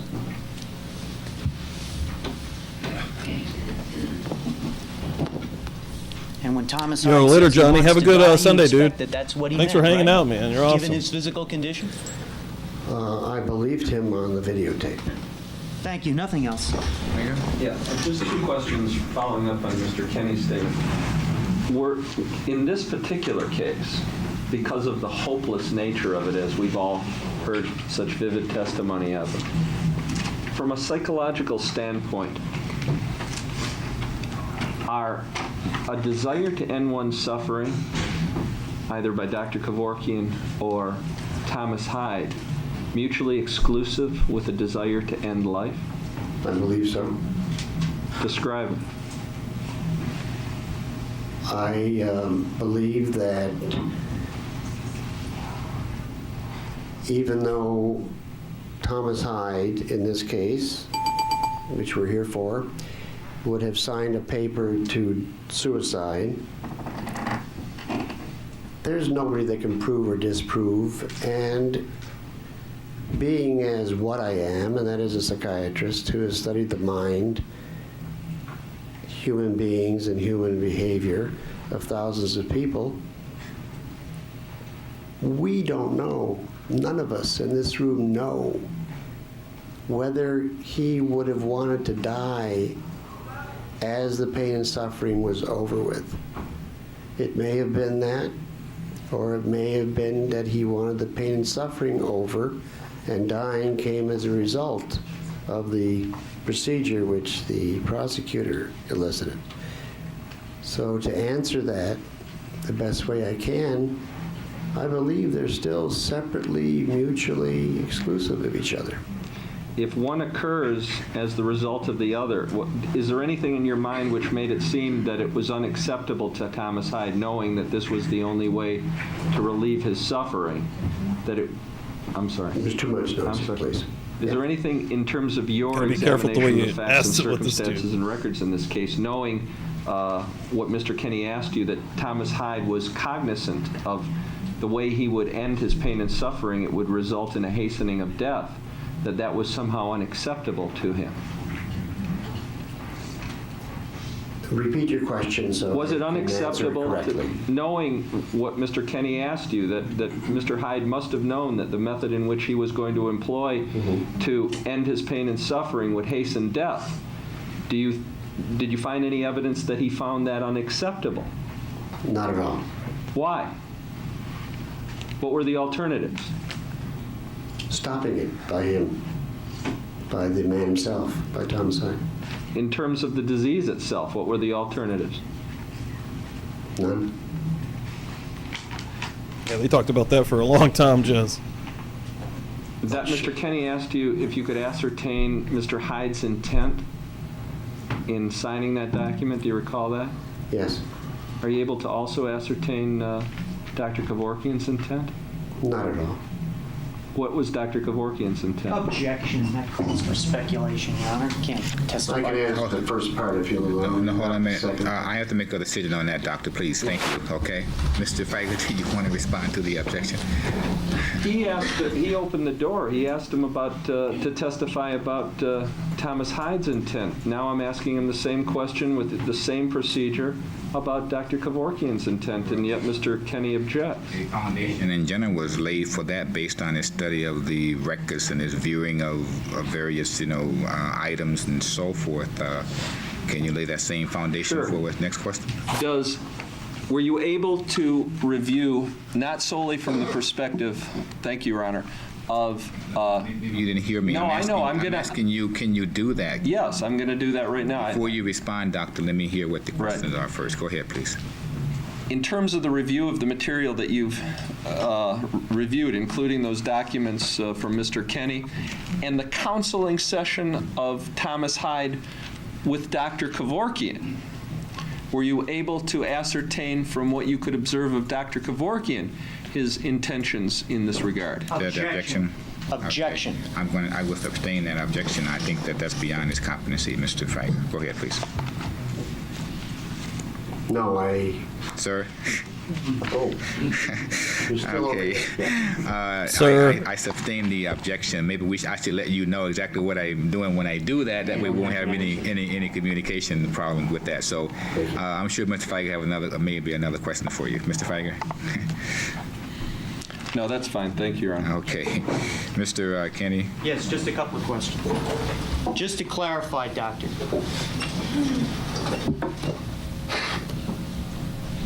We recognize, as you recognize from the evidence, that Thomas Hyde was in pain and suffering.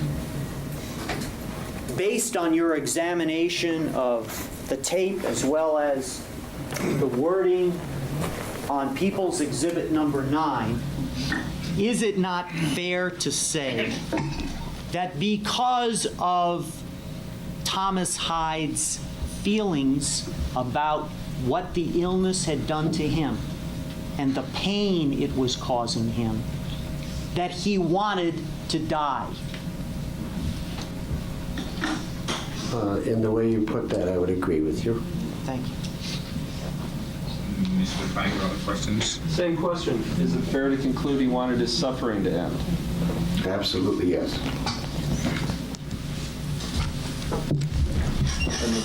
Anything else of No, thank you, Dr. Your Honor. Schwartz? Dr. Schwartz, thank you, sir. You may be excused. Thank you, Judge. Okay. Thank you for your time. Mr. Feiger, someone else? Yeah, long story short, rather, Bob, I'm a fucking idiot. So I was like crouched down. I'll tell the story real quick. So like, first of all, it's a 17-year, I'm pretty sure it was 17. It's an old ass kitty. Okay. Make that a little bigger there. Put that down here. How about that? Old ass kitty. 17 years old. This cat was shy as hell. And we were at Cassie's aunt's house, for Christmas, getting ready for dinner. And I'm walking around the living room. Got my camera out, taking pictures. Well, the cat just won't lift its head up. I can't get a face pic. I cannot get a face pic to save my life. So I crouch down, at the knees, on my feet still though. So as the cat's walking, I start following the cat. And as I'm doing this weird little fucking weird crab walk, whatever the hell you want to call it, one of my knees just went out, just went sideways. And we went and had dinner. Luckily, it was pretty much good. Knew something was messed up, though. Could barely walk. I was walking like this. I was actually scared I messed something up bad, which is why last week was real weird. I canceled 2 shows. I was in my head mentally, and I didn't go to the hospital. I didn't want the ER bill, whatever. Ended up going out of state, 2 states over. I went to Tennessee because I live in a horrible area. Found a walk-in clinic for joints and shit, and they could do like an x-ray on my knee. Luckily, it's just a sprained ligament. She was, came back. There's no actual damage in there. I got a really good knee brace though. And I actually, before that, I went to Walmart and I'm going to have to take that one back. But I got like a really good one at this clinic I went to. I don't even know if I want to call it a clinic. Like this was a good, wherever the hell I went in Tennessee knows what the hell's up, dude. I'm going to have to keep going out of state for any kind of medical stuff because where I live is trash, dude. They do not care. They want you dead in West Virginia. I'm pretty convinced of that. Like, all right. But yeah, hopefully the knee won't be too long until we'll be back to normal, if you know what I'm saying. Be rocking and rolling. But yeah, it sucks. See, I don't even want to go shopping and stuff. Like, Cassie prefers to pick up anyways. But I actually don't like that. I prefer to go and pick out my shit because they never pick out the right shit. And I can't walk around like the store. So I'm bummed about that. But this time I call Margot Janice to the stand. Okay. Hey, I love some dogs, though. I'm a big dog guy, too. Jack Kevorkian's sister. Okay, shit. Margot Janice takes the stand. I've got an hour 27 here. Yeah, we'll go on into this guy right here. Basically, mostly. I'll have to find it in my roll and put that on Twitter today. Yeah. Yeah, and it does take time to heal, and I'm not helping it. Like, I am trying to chill out, put some ice on it, but I'm up and downstairs all day, like just work. So, and for work and for work. So, but let me hit you guys with a quick little stinger. I'm going to hit you with this guy because I don't do it enough, and this is one of my favorite things. Hit you with an S-cam. Yo, we up in here. Let's go. And hit you with a little bit of a stinger, baby. Murder Church.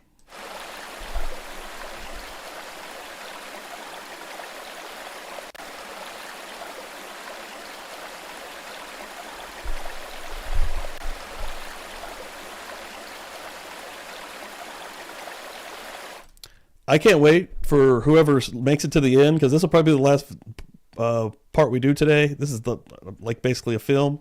The ending to my streams now. I made last night. I'm hyped up about. All right, I made a new ending. All right, a little bit of a tease to keep you guys hanging out to the end here. Let's go, baby. Let's do it. Throw a little bit of love out there. Son of a bitch! Boom.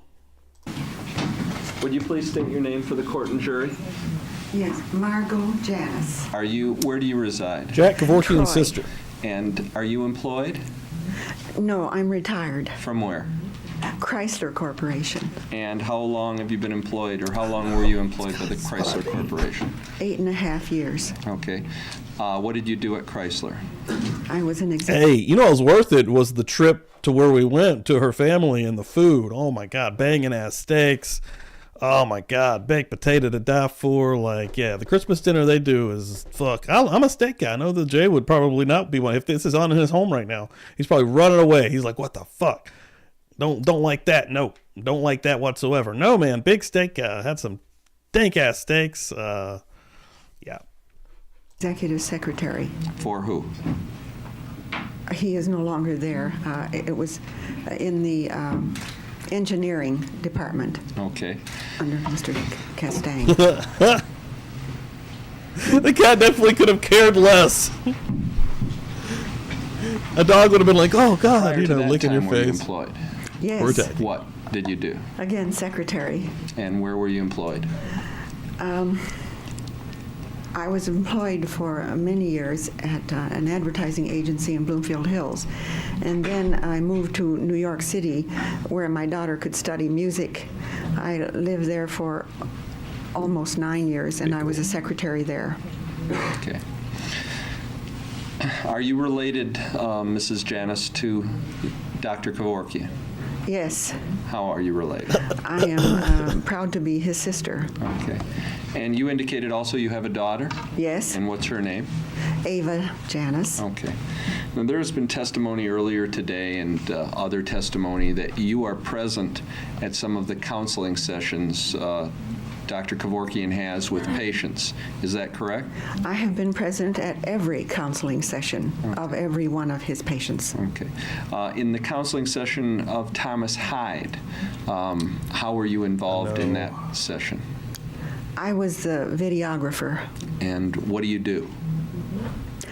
I made the videotape and listened to all of the consultation.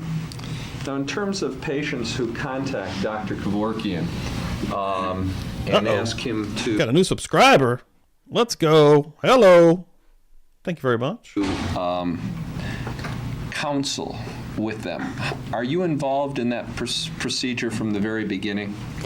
I am apprised of it very closely. If there are any letters exchanged, Dr. Kevorkian will dictate them, and I usually type them. Okay. Back in my day, that wasn't that good. Back in my day, I'll tell you, young'un, something right now. Back in my day, we didn't always hang out on these damn contraptions, whatnot that you got your faces in day and night. Nah, no. Bob kills the game on the voices. So do you act also, you provide those services to... I wish I could just do a leprechaun voice. I just want a leprechaun voice. Lauren Julie. Does he how does the process work? If, for instance, in this case, do you recall receiving a letter addressed to Dr. Kevorkian from Thomas Hyde in June of 1993. Yes, Dr. Kevorkian showed it to me. Okay. At that point in time, how does the procedure work in terms of Dr. Kevorkian or through you or anybody else responding to a person like Thomas Hyde, who on 6/22/93 wrote personal counseling request? How does that work? What happens? Usually Dr. Kevorkian will telephone the patient or the nearest of kin. In this case, he couldn't talk very clearly. Mr. Hyde was unable to communicate clearly. So he talks to them by phone, gets an idea of their thinking and of their illness. Often an illness is obvious even on the telephone, slurred speech or whatever. And then he requests of them immediately that they provide him with all medical records so he can evaluate the situation from previous casework. And he does not move until he has that in hand. By the way, on the tape, I know I just want to get this out of the way, but I did hear on the tape the issue of money was discussed. Is there ever a fee charged regarding this service? No. Dr. Kevorkian has never received a penny for any of his services, whether the patient has chosen to end his suffering or whether he's chosen to go on. All consultations and all video tapes are furnished free of charge. Dr. Kevorkian does not feel that this service should have any money exchanging hands between the patient and the doctor. He wants to set the example for the future so that Three's Company is one of my all-time favorite shows also. I have a show that I watch pretty much every freaking year. Yeah, that would be doing. I don't know. Designing Women, and MASH is good too, but I don't know Designing Women. This kind of service will be salaried. I've heard of it, of so course, that, but I've never really checked it out. No abuse by reason of greed can ever take place. Okay. Now, I do remember this. I didn't watch it, but I remember it. We talked about in terms of securing of the medical records. Is that what happens? Is that the first stage of the proceedings then? Genius. Yes, so he funny. will not go personally. The physical comedy, bro. Usually, personally, until he has some kind of medical information in hand. Okay. After that, who secures the medical records? Is Dr. Kevorkian able to secure them, or does the patient have to secure them and provide them to Dr. Kevorkian? The patient does so. Is there any requirement in your procedures, Mrs. Janis, that the patient make other family members aware? Yes, Tell us very about much that. so. Tell us about that. Usually, Dr. Kevorkian asks that in the first telephone conversation. Which is? Which is, how does your family feel? If you are married, is there anyone opposed? And if it's a strong opposition, Dr. Kevorkian is hesitant to go forward. Okay. After the medical records are secured by the patient and sent to Dr. Kevorkian, what's the next step after that? Then usually... I object at this point and ask that it be limited to this particular incident, the Hyde. Well, if it's... They're all the same. Hold on a minute, please. Ma'am, don't She's about to fight a motherfucker right here in court. Judge, just let her go. make comments like that when there's an objection on the floor, please. I think what is relevant, Your Honor, is what happened with regards to Thomas Hyde. But Okay. if it's the same in all cases, I mean, I don't have to keep asking in regards to Thomas Hyde. If the procedure's always the same, what's the He's point? trying That to hurts maybe my help you brain. by saying, well, you have to ask it in every case, and you can just ask involving Thomas Hyde. I think it's a question of relevancy, basically, what it amounts to. Are you any other response? Is the procedure, well, let me ask this foundational question, and then Mr. Kenny's objection perhaps can be alleviated. Is the procedure the same in every case? In every case. Okay. Now, I want you to assume when I ask you these questions, I'm asking them all about Thomas Hyde, even though I know it's the same in every case, okay? Thank you. After the medical records, do you recall Dr. Kevorkian receiving medical records in this case? Yes. In fact, I have secured from the prosecutor copies of Mr. Hyde's medical records that were obtained by the police from you. Mm-hmm. How did they get those records from you? Were those do you create a file? Yes, indeed. How did the police get Dr. Kevorkian's file of Thomas Hyde's medical records? Your Honor, I'm going to object as to relevancy. Well, they got to show a chain of evidence. Please. Pardon Can we me. approach, please? Yeah, sure. You know, it never fit better. You know, these two should just let them go.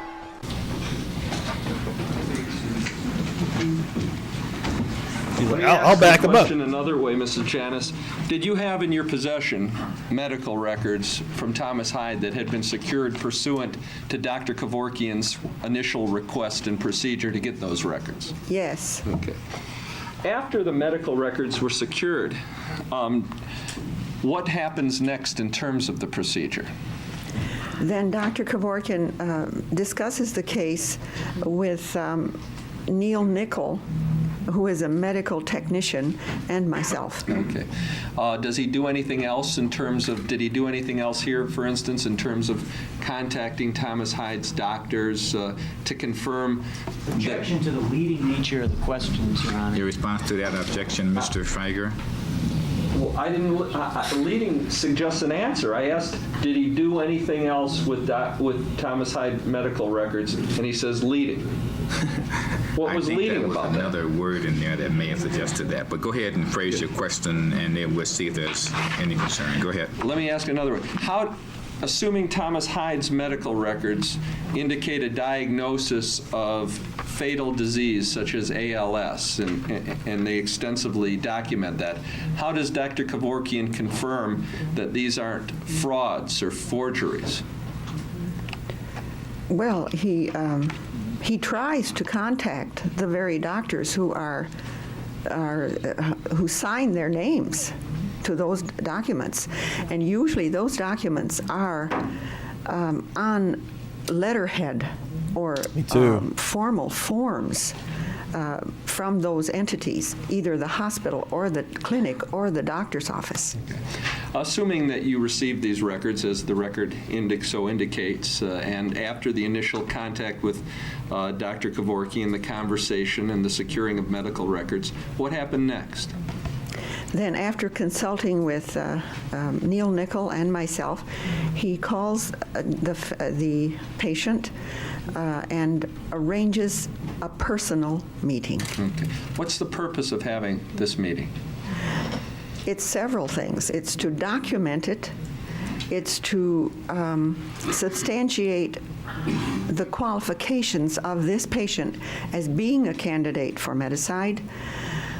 It's to assess for himself as a professional, as a medical professional, that this truly is a case of great medical distress, physical distress, and mental competence. He's very concerned about mental competence. How is he able, in terms of the counseling sessions, to ascertain mental competence? By the informality of the discussion. If there was any deviation, I'm sure it would be obvious even to me as a layperson. He explores every facet of a life that he can, not only the physical, not only the mental, but the social, the religious, the political, if you will, the economic, the financial. Everything is maintained on the highest ethical standards.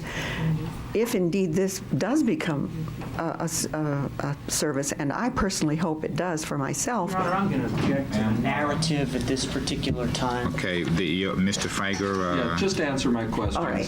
He'll object to any editorialization. I'm sure. Let's refrain again from the gratuitous comments, okay? Let's keep the record clean. Proceed. Keep the record clean. No! No! I don't think so! Son of a bitch!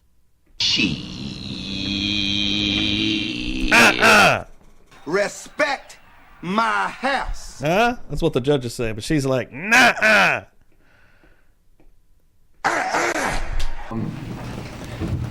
Yeah, on occasion, have psychiatrists actually been willing to come in and examine the patients if there were any questions at all in Dr. Kevorkian's mind? Your Honor, once again, I'm going to object on relevancy grounds. The question is about in other previous cases. I think what's relevant is the Thomas Hyde case. Your Honor, this is a practice of Dr. Kevorkian that he's engaged in on 20 occasions. It's certainly relevant if his practice and habit is always the same. Morning, Emma Bird. MR evidence as to habit. All right, let's examine the rules if that's what we're trying to do here. Is that 4 or 5 we're talking about? 4 or 6? 4 or 6. Evidence of the habit of a person or the routine practice of an organization, whether corroborated or not, and regardless of the presence of eyewitnesses, is relevant to prove that the conduct of the person or organization on a particular occasion was in conformity with the habit or routine practice. Okay. Any other comments you want to make, Mr. Kenny? No, Your Honor. Okay. Any other comments you want to make, Mr. Feiger? Yeah, his habit and routine practice is certainly not only relevant, but in just discussing this background material as to how the process has gone through, doctors regularly describe it as my normal practice to do this. It's my normal practice to do this. That happens in every court case that I'm involved in, Your Honor. I understand that, Mr. Feiger, and I don't know if it happened in every court case, but you said that, I didn't. But the evidence rule is particularly clear, I think. It says relevant to prove that the conduct of the person or organization on a particular occasion was in conformity with the habit or routine practice. I take that to mean that occasionally if there's a question as to whether or not a procedure or practice was done, say, in the last instance, and you want to show it by that habit or routine because there is a question about that, then you can use that habit or routine. It becomes relevant. But if she can testify to what happened in this particular case, why not ask those questions? Okay. Okay. After that, you've been describing the purposes for the consultation. Mm-hmm. Did you have a consultation with Thomas Hyde? Yes. And who was there? Dr. Kevorkian, Thomas Hyde, Heidi, and Neil Nickel. Okay. Mr. Kenny has made reference to one of his exhibits. Do you have that? Mr. Kenny? 9. Oh, sure. Are you familiar with, may I approach the witness, Your Honor? Thank you. Exhibit 9 is a number of documents which have been developed by Dr. Kevorkian.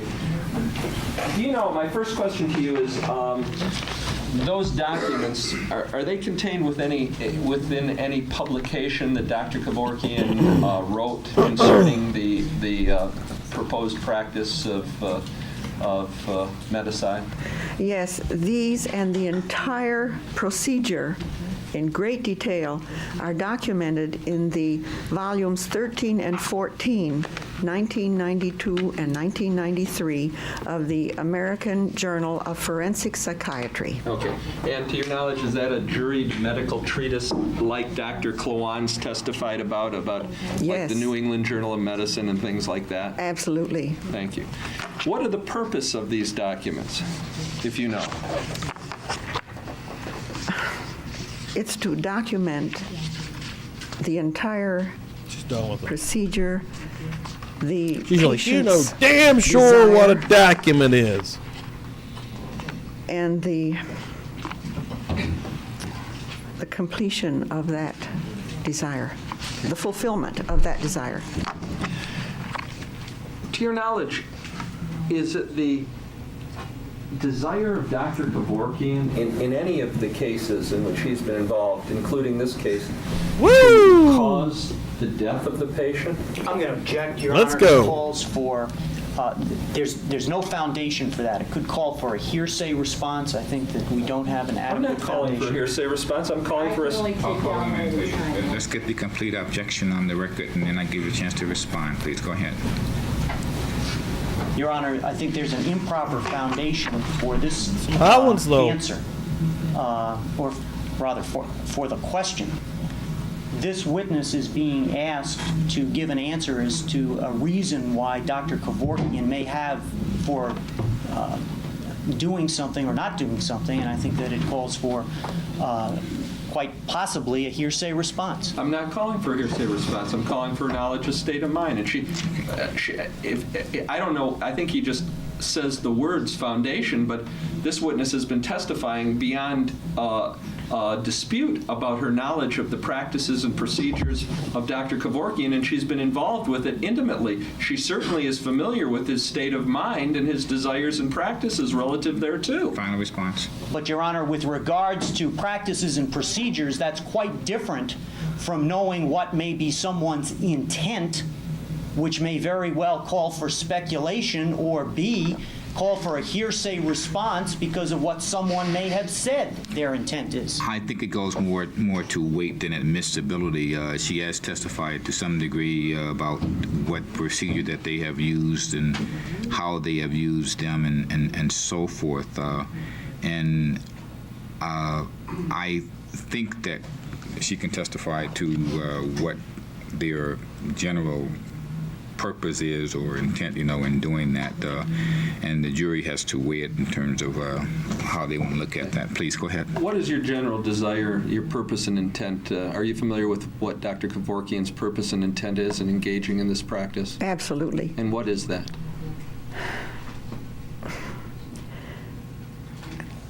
As he has always said, all that Good matters morning. is the That's what I patient. like to see, Amber. And the patient. Hold on a minute, please. Okay, that's not what I allow you to do. Don't tell me what he said. Are you familiar with it? Yes, What is it? to end suffering.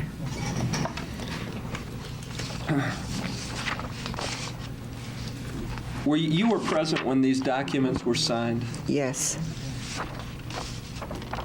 We've already discussed, because you were photographing, the signature of Thomas Hyde on Exhibit A. I see your signature on Form B. Yes. Is that your signature as a witness with Heidi Fernandez? Yes. What is that, Mrs. Janice? That form? Well, that is the form in which Dr. Kevorkian gets all pertinent information regarding the patient and his condition. Including what? Including the approval or the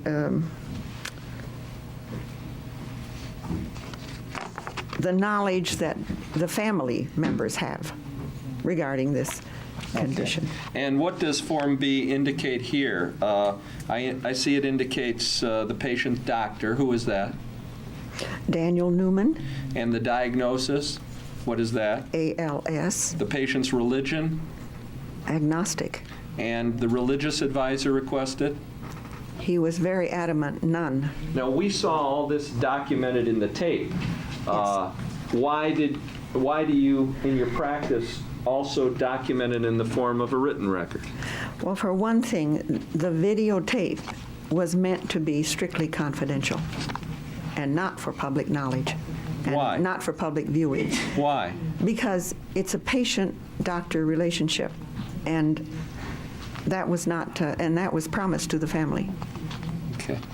What's the purpose of securing the names of the spouse and the mother, father, and the brothers and sisters and other close relatives? It indicates Well, having you here, I'm their not T-Pain. agreement to the You're the patient's best. desire.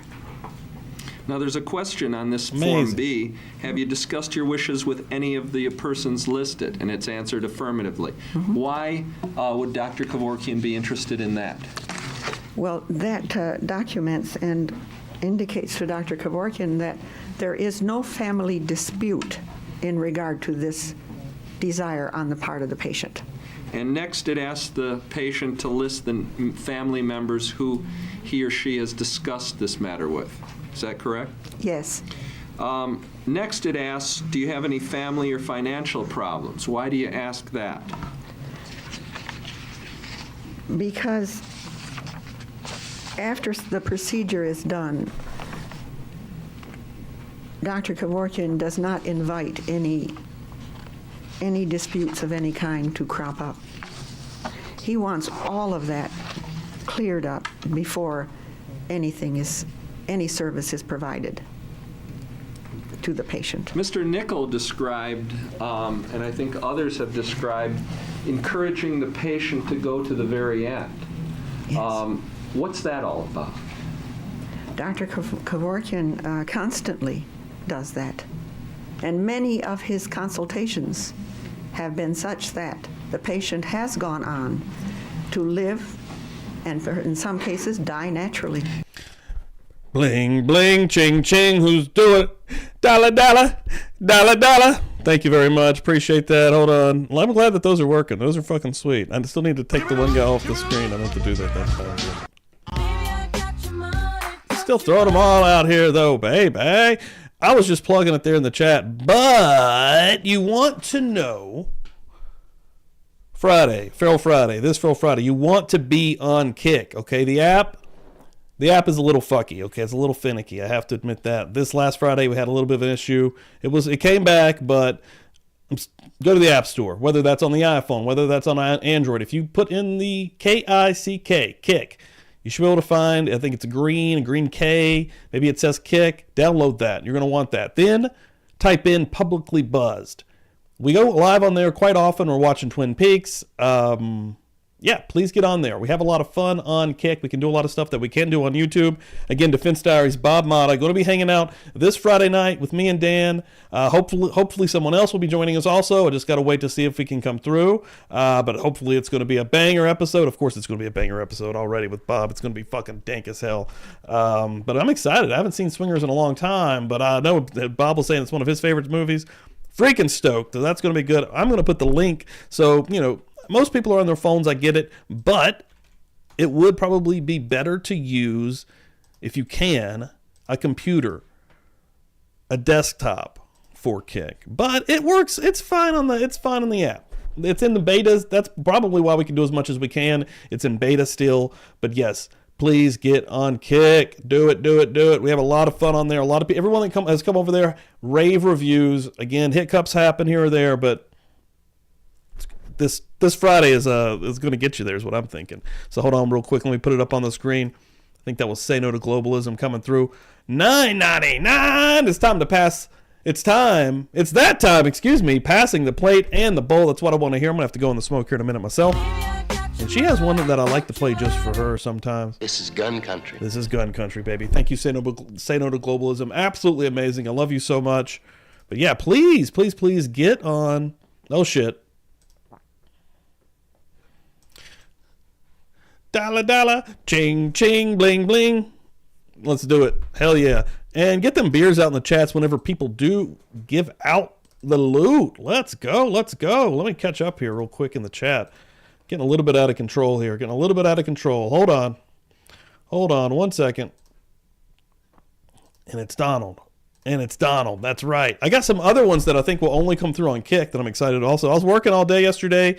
I'm, of course, still working on my Idaho 4 series that's coming. Put some deep work into that. But also did a lot of cool little things. The ending to this stream, I am so fucking proud of, guys. Like, for real, I'm freaking stoked. What just happened in here? There's a link right there. You're going to want to be on Kick, folks. Holy shit. Oh, wow. Let's go. Holy shit. Money so high in the sky. Okay, hold on. I ain't even caught the last one yet. So, Hospice Jess, boom. A saint out here, I'm sure. $9.99. Cheers all. Have a great day. Thank you, Hospice Jess. Appreciate that. Going to give you a little extra love also. Love it. Even though she's not here, I love this tune. Yeah. It's going to be a good time. Please get on Kick with Bob and me and Dan. It's going to be good. See them beers all over the place. And, oh, look who's rolling through here. Adam Alone. Adam, you're going to have to go back and watch. I believe it was on the Kick version. Maybe it was on YouTube. I don't remember. But at some point, Dan was putting you over hard for a book that you told him to look into. So, what's up, dude? Thank you very much for the $2. Appreciate that, brother. Appreciate that.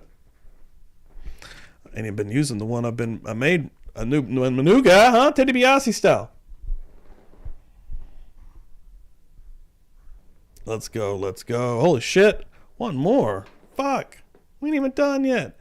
Damn.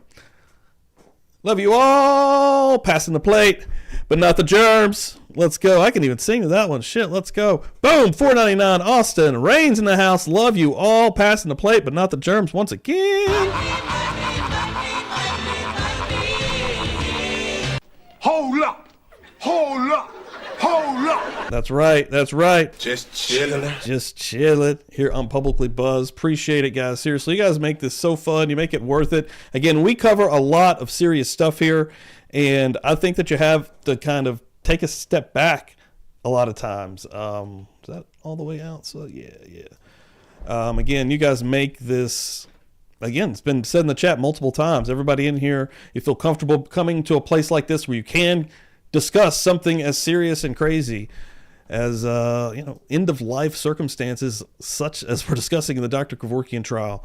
And we've been on this for weeks. This is week 6, and we're going to keep going, baby. And again, not only is Bob Motta going to be on Feral Friday, but he's also going to be here next week on Murder Church.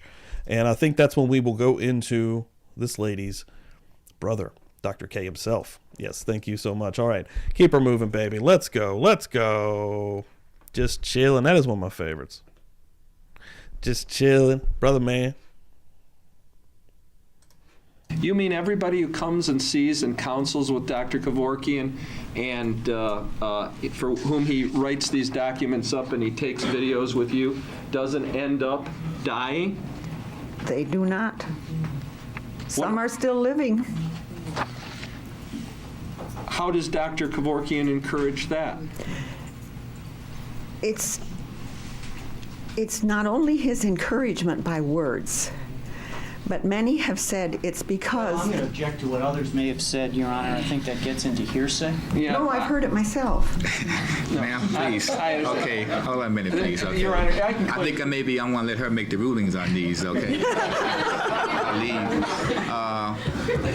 Mr. Let me just clear this up. I know that's just the way that you talk sometimes, but you're not allowed to talk about what other people said to you. So if you would just speak about what you've seen, what you know, and what you understand, rather than repeating to us what somebody else might have told you. Is that okay? Yes. And can we do that from now on? Yes. Okay. What was my question?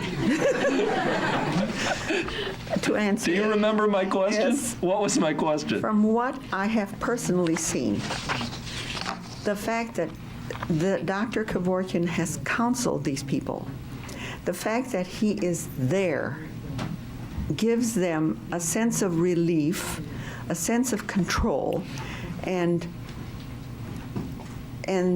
makes them happier. Some have actually...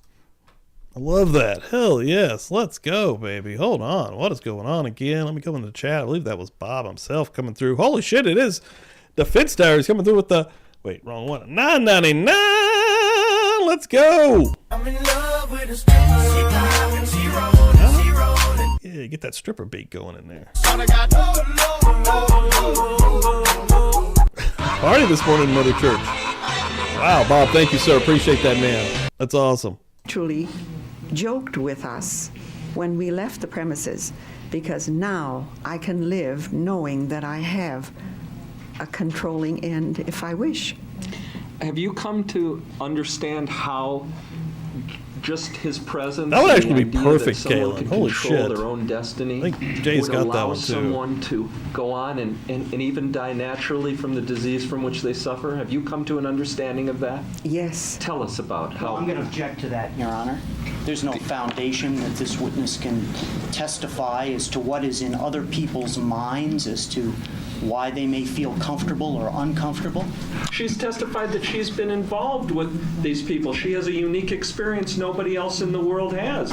If she can't testify about this experience and this phenomena, Your Honor, I dare say it no one could. Well, if she's speaking from some observations that she is making, that's one thing. But if she is essentially testifying as kind of putting herself, into the mind of the person, that's altogether different. If you can limit it, to her own observation without essentially interpreting what other persons, do, then that's all right. Understanding what the judge has just ruled, I'm not asking you to tell us what you think other people think. Have you yourself, in your learning process, in your experience, through all these years with the association you've had with Dr. Kevorkian, come to some understanding personally, after observing all that you've observed, how Dr. Kevorkian's consultations and just providing the ability of these patients to control their own deaths and their own suffering, how that would spur them on to go on and die naturally? Same objection, Judge. I'm still having a difficult time understanding how she would be able to answer that, Mr. Feiger, without essentially going into the minds of the person that she would be talking about. With all due respect, Your Honor, in human experience, if you experience a situation over and over again, you can draw certain conclusions, and in that respect, Your Honor, I believe MRE 701, dealing with opinions and testimony by lay witnesses, we have provided the foundation that Mrs. Janice has a unique experience that perhaps only Waiting a few for someone to people slam their hands on know that about thing. in life. Piss the judge And off real good. So in that respect, she is an expert. But if her opinions are based rationally on the perception of the witness, and helpful to a clear understanding of his testimony or the determination of a fact and issue, they're permitted. And this is a person who has rationally observed a phenomenon in life, and she can give us some insight into something that no one else in the world knows about except maybe Dr. Kevorkian and Neil Nickel. Go ahead and ask the question, Mr. Feiger, please. He's done with it. Have you come, in your experience, how many patients have there been? Can you give us rough numbers of people who have gone on and died? Let's strike that. Are there more patients who have gone on and died naturally than there were who have finally decided that the suffering was too much? Yes. Absolutely. How many patients? Can you give us just rough numbers of the patients that you've had experience with in that regard? I would say, you mean over and above the 20 whose suffering ended? I would say, 3 times that many. Thank you. At least. That only gets me just going. Dollar, dollar, dollar, dollar. Ching, ching, bling, bling. Cash and checks. What? Austin Aries. Austin Aries. Austin Reigns. Austin Aries is a professional wrestler that haven't seen in a really long time. $1.99 from Austin Reigns, baby. Let's go. 1.99 pennies for the pastor. Keep it going. Let's go. Hold up! Hold up! Hold up! Love it, love it. I'm going to give you Dan's a fantastic band. Even though he doesn't show up to Murder Church, that son of a bitch. But he will be on Feral Friday this coming week, and Thursday here as well. But hyping him up. Hyping up all the Feral Friday show for sure. And you know what? I think anytime, there was definitely going to be Feral Fridays where, hell, we were already talking about having an AI show. Feral Friday is not just going to always be jumping to the kick, but anytime we're watching anything, because we're deep into the Twin Peaks thing now, or if we're watching a movie like Swingers on Feral Friday, I think it's cool to start out the show on YouTube and then jump over to Kick. Try to get as many people over as possible. So Kick is still not just like the norm for folks. And I get that, again, and it is kind of a pain in the ass sometimes. But it's fun. It's fun. You can still do stuff that you can't do on like YouTube per se. So based upon your perception of their experience and your dealings with them, have you been able to gain any knowledge about how or why a human being who's suffering but now knows they have the ability to control the end of the suffering goes on then and dies naturally without Dr. Kevorkian's help? Yes. They feel freed from the trap of being in a corner of, shall I say, where there is no out. Now there is a door, and now they feel relieved. And I, not only on my experience, but I also have a woman's intuition, and that plays a very great important role in my assessments. That's great. That's Document funny. C is entitled Initial Clinical Assessment. Oh, wow. I gotta go What is smoke. that, Mrs. Janice? All right. That is the occasion when Dr. Kevorkian goes into deep probing of the actual illness, disease, the pain, the handicaps caused by that. Deep shit, CH. And he goes into very, very deep probing in that case. Well, let's discuss a little of it. History, what does that say? Well, he goes back into the history of the illness. And what is onset. That? Okay, what is that? What does he note in terms of Thomas Hyde? March 1992, noted upper chest, I can't pronounce the... Fasciculation. Yes. Stiffness, hand weakness, as of May 1992. Slurred speech, followed closely by limping. July 1992, muscle cramps, quote, everywhere, unquote. Dysphagia. Symptoms diminished a bit on smoking marijuana. Weight loss. Next, there's a section for clinical initial assessment regarding physical. What does that say? Generalized fasciculations, wasted hand muscles, reduced muscle power generally, bilateral clonus, Yes? Hoffman reflexes, Babinski, sensory intact, cerebellum intact. Next, there's a section for laboratory findings. What do they say? CBC, chemistry normal. Next, there's a listing for special tests that have been performed on the patient. What do they indicate? February 1993, spirometry, reduced pulmonary function. July 1992, muscle and nerve biopsies. June 1992, CT, MRI, EEG, LP, X-rays of the skull, neck, and chest. Next, there's a section entitled Diagnosis, Mrs. Janice. What does that say? ALS on 3 August 1992 by Dr. Howard Rossman of Farmington Hills. Next, there's a section on therapy that the patient has undergone. What does that indicate with relation to Thomas Hyde? Supportive nutrition, PT, Valium, dextromethorphan, branch chain amino acids, Leorasol, not a candidate for CNTF drug trial. Next, it records the consultants. And who were they? Louis E. Rentz, D.O. of Southfield, October 92 and March 93. Daniel Newman, M.D. of Ford Hospital, January 1993. Next, it records Dr. Kevorkian's examination of the patient. Why does he do an examination of the patient? That's to satisfy his own high medical standards as to determine if this person is a candidate. Is Dr. Kevorkian a doctor? Absolutely. Did he graduate, where did he graduate from medical school? The University of Michigan Medical School. Where is that? In Ann Arbor. Do they graduate doctors who practice medicine? Absolutely. In what year did Dr. Kevorkian graduate? 1952. Did he do a internship after his medical training? Yes. Did he obtain a medical doctorate degree? Yes. Does he still have a medical doctorate degree?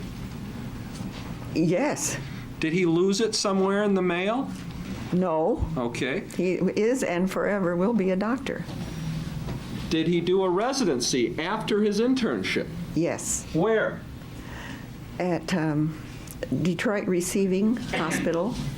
Out of his Pontiac sister. General Hospital. In between, during his internship and residency, did he have occasion to serve with the armed forces as a medical doctor? Yes. Where did he do his service for his country as a medical doctor? In Korea. Did he? Do you know what he did in Korea in terms of medicine? Yes, he was in medical intelligence.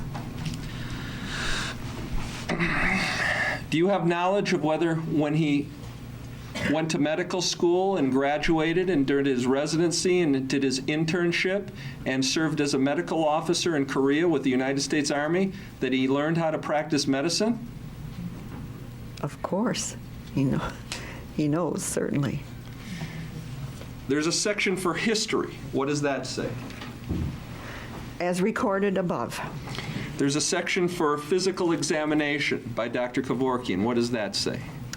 Extreme muscular weakness, limited motion, moderate generalized atrophy, marked in hands, speech unintelligible, very slow, marked dysphagia, drooling, intention, tremor plus clonus, laughs and cries easily, mentally intact. How could Dr. Kevorkian, who was a graduate of this University of Michigan School of Medicine, who did internships at Henry Ford Hospital and where else?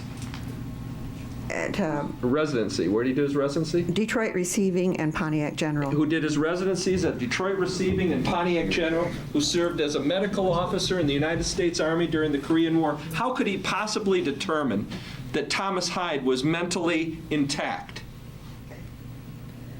I'm going to object, Your Honor. I don't think that there's a foundation been laid to indicate that she would know that. I just laid the foundation in my question, Your Honor. I sustain that objection, Mr. Feiger. I don't think it's there. Please proceed. Did he appear mentally intact to you? Absolutely. Same objection, Your Honor. What's the objection? With regards to this witness.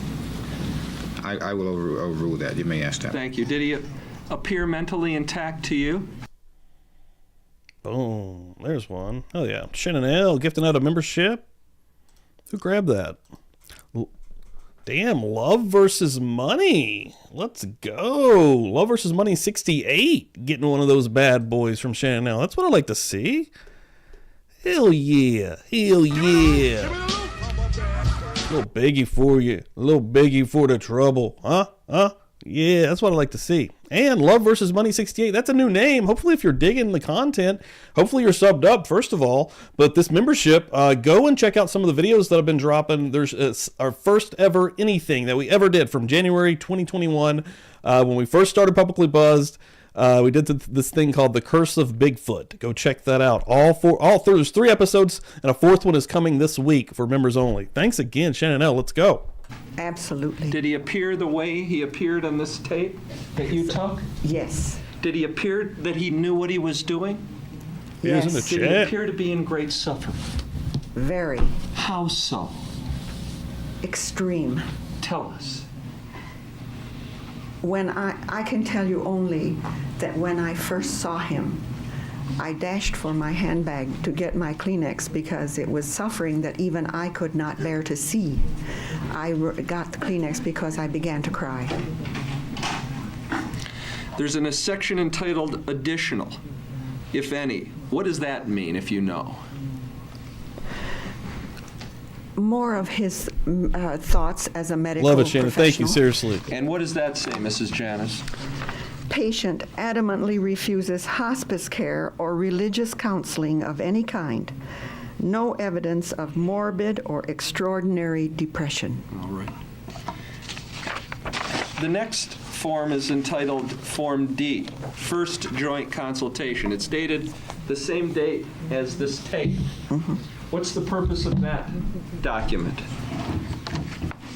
To summarize all that we have learned in that first, actually to put in writing what the videotape says. Okay. Does it document who the participants were at that first counseling session? Yes. And who were they? Heidi, myself, and Neil Nickel. Okay, and then there's a summary of the discussion. What does that say? Patient's clinical history was reviewed, essentially as described in submitted medical reports. Patient's marked disability obvious during the entire discussion. Family situation was briefly reviewed, and there appears to be good support for the patient with regard to his decision. His wife Heidi has undertaken full responsibility for his physical and emotional support. He and Heidi are agnostic. Patient adamantly rejects any kind of religious counseling. Also, patient adamant in refusing hospice care. Emotional lability due to his affliction is also obvious. Treatment has been entirely supportive, and the patient's deteriorated pulmonary reserve disqualified him for the special drug therapy program at Ford Hospital. Patient had been physically very active prior to illness, was a hunter, cliff climber, and outdoorsman, all of which is now impossible for him. Speech is severely impaired and generally unintelligible. Patient is firm in his decision for my assistance with full support of his family. Tentative date set for sometime next month. What are the conclusions, Mrs. Janis? Young man afflicted with severe and extremely rapidly progressive ALS. Qualifies for Medicide. Why, if you know, would Dr. Kevorkian, a medical doctor with the training and background that you've indicated, when confronted with a man by the name of Thomas Hyde suffering from severe and extremely rapid fatal illness that will cause that young man to choke to death, why would Dr. Kevorkian ever be interested in helping him out of his pain and suffering? Objection, Your Honor. The objection, please. He doesn't even have to state the basis? What's the basis for the objection? It's quite obvious that that's not you asking her to essentially enter into the mind and say why he did something that's beyond her competency, Mr. Hyde. No, I'm not asking him to. She may have very good knowledge of why he would do certain things without going into his mind. You don't have to be a mind reader to know when somebody's being kind, Your Honor. Your exception is noted. I rule the strike that substantial objection. Mr. Hyde, please proceed. What kind of person is Dr. Kevorkian? Your Honor, I'm good. Now he's going to lack of... Hold on a minute, please. What's the objection? What's the objection, please? Your Honor, it goes to character evidence with regards to the defendant. That's right. I want to make break him up here in a minute. The presence of the jury. Big side. Big judge side. Thank you. Dr. K looks like he's just having a good time. What sort of person your brother is in terms of his concern about his fellow man? And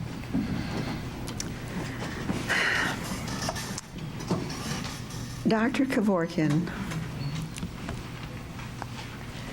is compassionate, kind, dedicated, gifted, and above all, honest.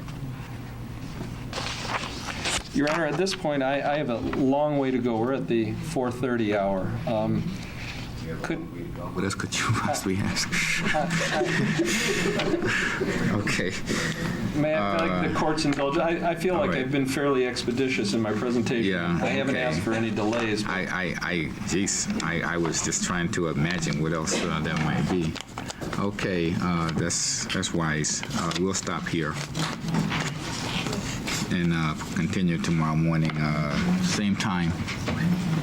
Member of the jury, I want you back tomorrow morning at 9 o'clock, same place, and hopefully we'll be able to commence with this soon thereafter. Keep in mind my admonitions earlier today and yesterday that you're not to discuss the case with anyone or among yourselves. Avoid any and all contact with persons who are involved with the case. And additionally, to not look at any media matters involving the case.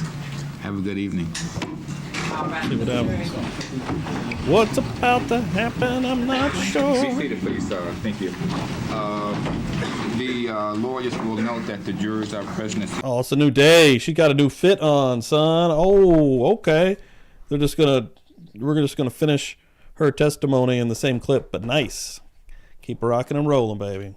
In the courtroom. Yes, Your Honor. Yes, Your Honor. Very good. Let me say good morning to everyone and see everybody back. Morning. Okay. Mr. Fiker, you may proceed. Mrs. Janis, you're still under oath, and remember the judge makes all the rulings and Yes. objections, okay? So you don't make any of those rulings. Leave her alone. Mr. Kenny will get too upset, okay? That was never my intention. Okay. I just wanted to make clear. Mr. Kenny will get too upset. Did you hear that, Shade? Oh, fuck. We're going to already hit it out the gate. My God, he can't even take 2 seconds. Lord. As the counseling sessions are concerned with yourself and the patients and Dr. Kevorkian, do you make any of the medical decisions whatsoever? None whatsoever. Okay, who makes those medical decisions? Oh, shit. Oh, shit. I'm going to throw it out there because it's fucking awesome. Jennifer Johnson coming through. Let's go. Coming through and purchasing a Murder Church beanie. Let's go. The hottest new item in the Publicly Buzzed merch shop. That's what I'm talking about, Jennifer. Oh, shit. Yesterday, you're gonna love it. Also, I wear mine pretty much every day. Exhibit 9. Kenny, may I approach the witness, Sharon? I believe we were on Form D. You had discussed a summary of the first joint counseling session that was tape recorded on Exhibit A. Yes. Did the counseling session continue after the tape was I gotta get finished? some. Yes. And why and for how long? Dr. Kevorkian and Neil Nickel go into great detail informing the patient exactly what will transpire so that the patient is fully informed and so that his decision is freely made and informed. How long did you continue to be with Tom and Heidi after the filming ended? It's hard to remember that, but I would say at least 30 to 45 minutes. Okay. The conclusion at the end of Form D indicates what? The doctor's conclusions after his evaluation. And what are those? What does it say? Young man afflicted with severe and extremely rapidly progressive ALS qualifies for Medicide. All right. Now, the form indicates that a date had been set up for the following month. Yes. Are you aware of any reason for that? Nice. Okay, I want to see how that one does. Yeah, you mean hopefully it's hard delayed? to tell, right? Yeah. Oh, it was because I don't know, dude. This is the only thing that's ever gotten by. A medical appointment or a place that Tom Hyde had to go first, and then he would be back the first part of August. Yeah, I bet you'll get it with that's a smart move. Why delay a month? I mean, other than a medical appointment, if the disease is rapidly progressive and fatal, why prolong the suffering? It was agreed upon by the patient. Was that his desire? Yes, because Dr. Kevorkian now, as I said before, provided a door from his entrapment, and Dr. Kevorkian advised him, and these are his exact words. Well, let me get a response first, Mr. Feiger. I'm not offering it for the truth of the matter contained therein. Just this is a transactional event relating to present sense impression and why an event occurred afterwards. It's not being offered to prove any fact in the case. The question was, why did they wait to... Right, that's all right. For that reason alone, I would allow it. Please go ahead. Thank you. Go ahead. And Dr. Kevorkian advised him to enjoy the time he had left, and there was a sense of relief on the part of the patient. Was the patient at all encouraged to get the most out of whatever time he had remaining? Yes, the word enjoy was very much stressed. Okay. Did you have any contact with Tom or Heidi before August 4th? Because there was a hiatus now between July 1st and August 4th. Yes, by telephone. Okay, who did you speak to? Heidi. Okay. Without telling us exactly what was said, what was the purpose of the phone calls, Mrs. Janis? I believe Heidi called me to keep me informed about their status, their situation at the time. Do the patients always call you rather than you calling the patients? Absolutely, Dr. Why? Kevorkian. Dr. Kevorkian never solicits any patient whatsoever.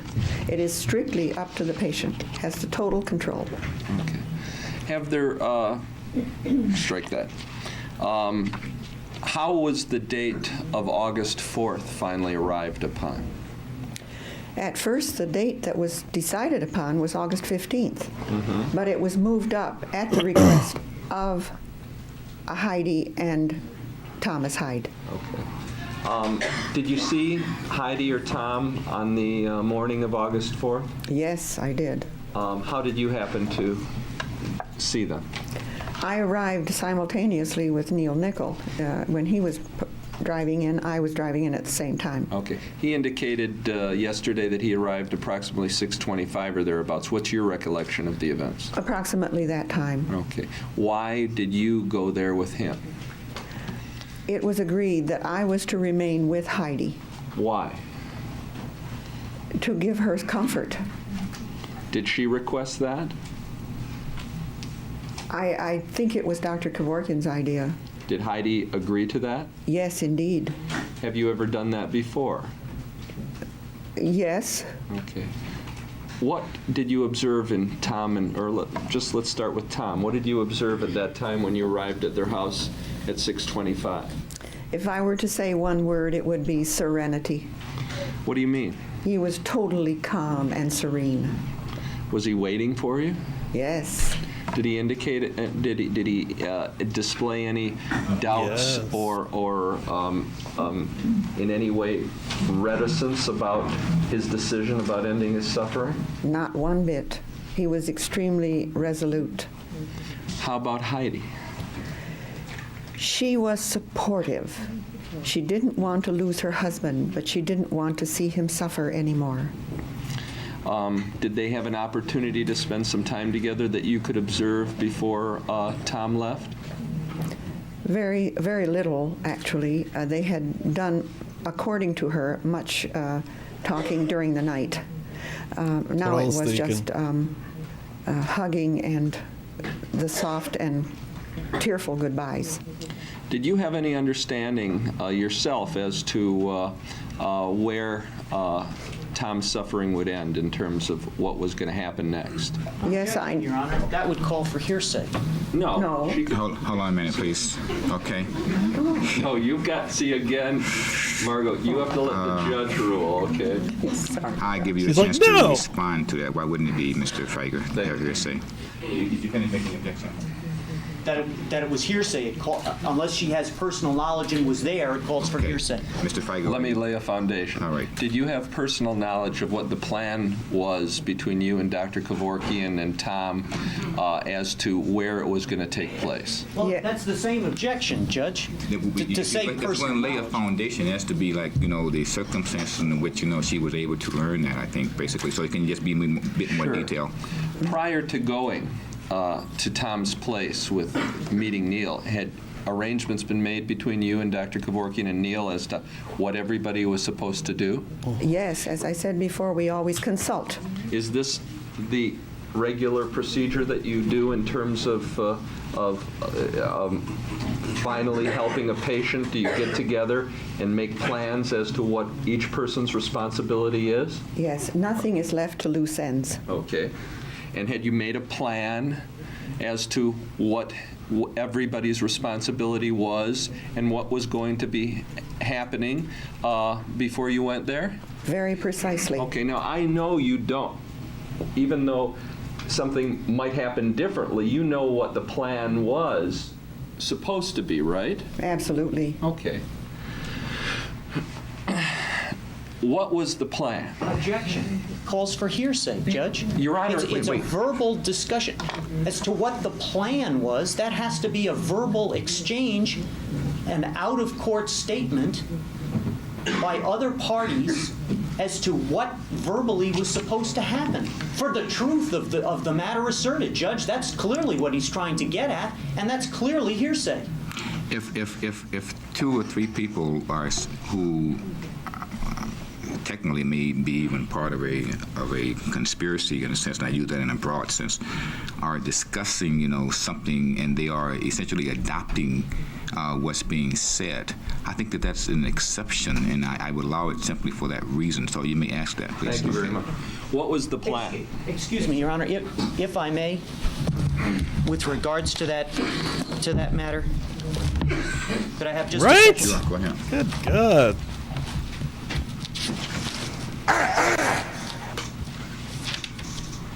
Hold up!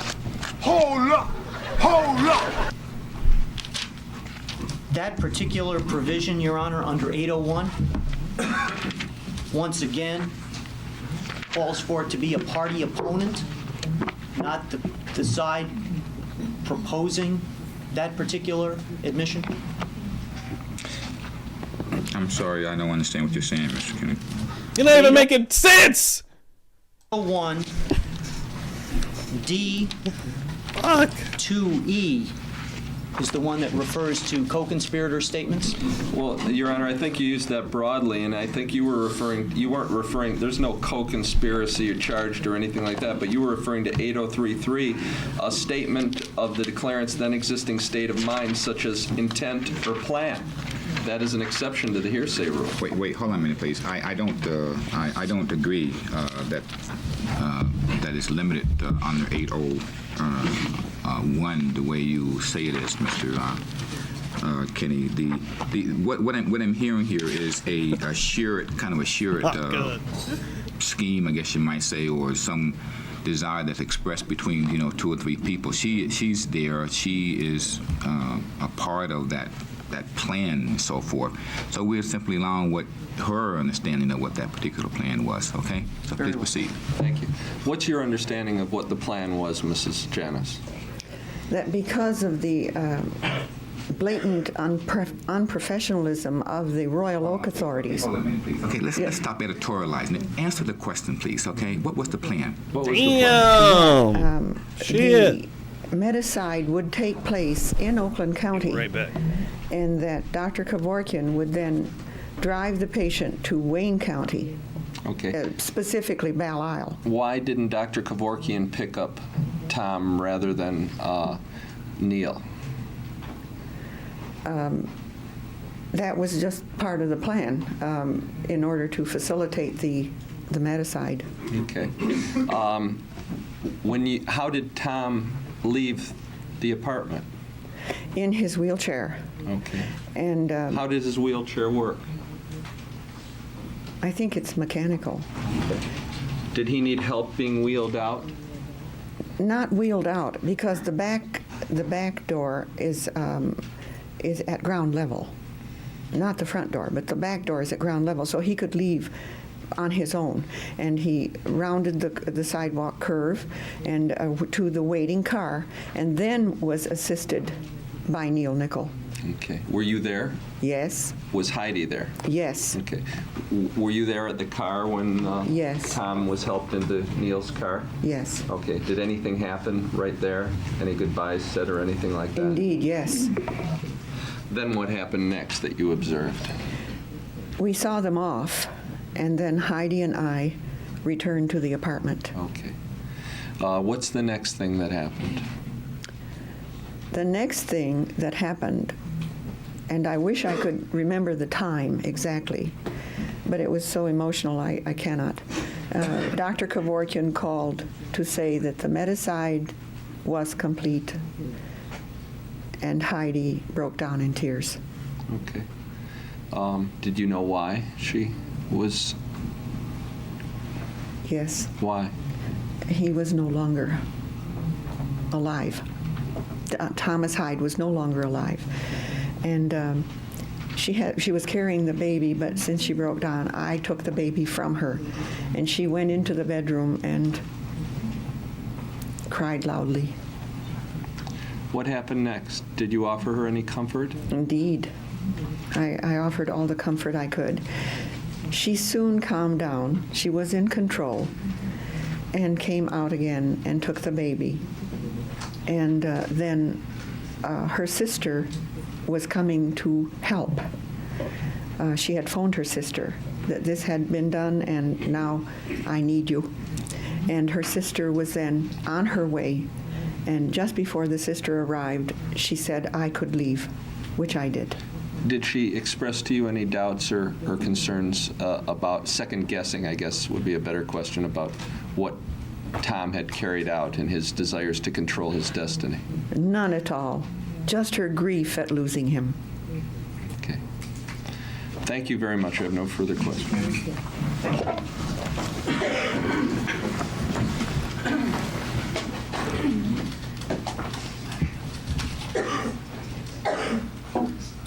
Good morning, Mrs. Janis. Good morning. Mrs. Janis, you've told us about this plan that had been discussed before August the 4th, 1993, and that the plan involved the actual administering of the carbon monoxide in Oakland County. Yes.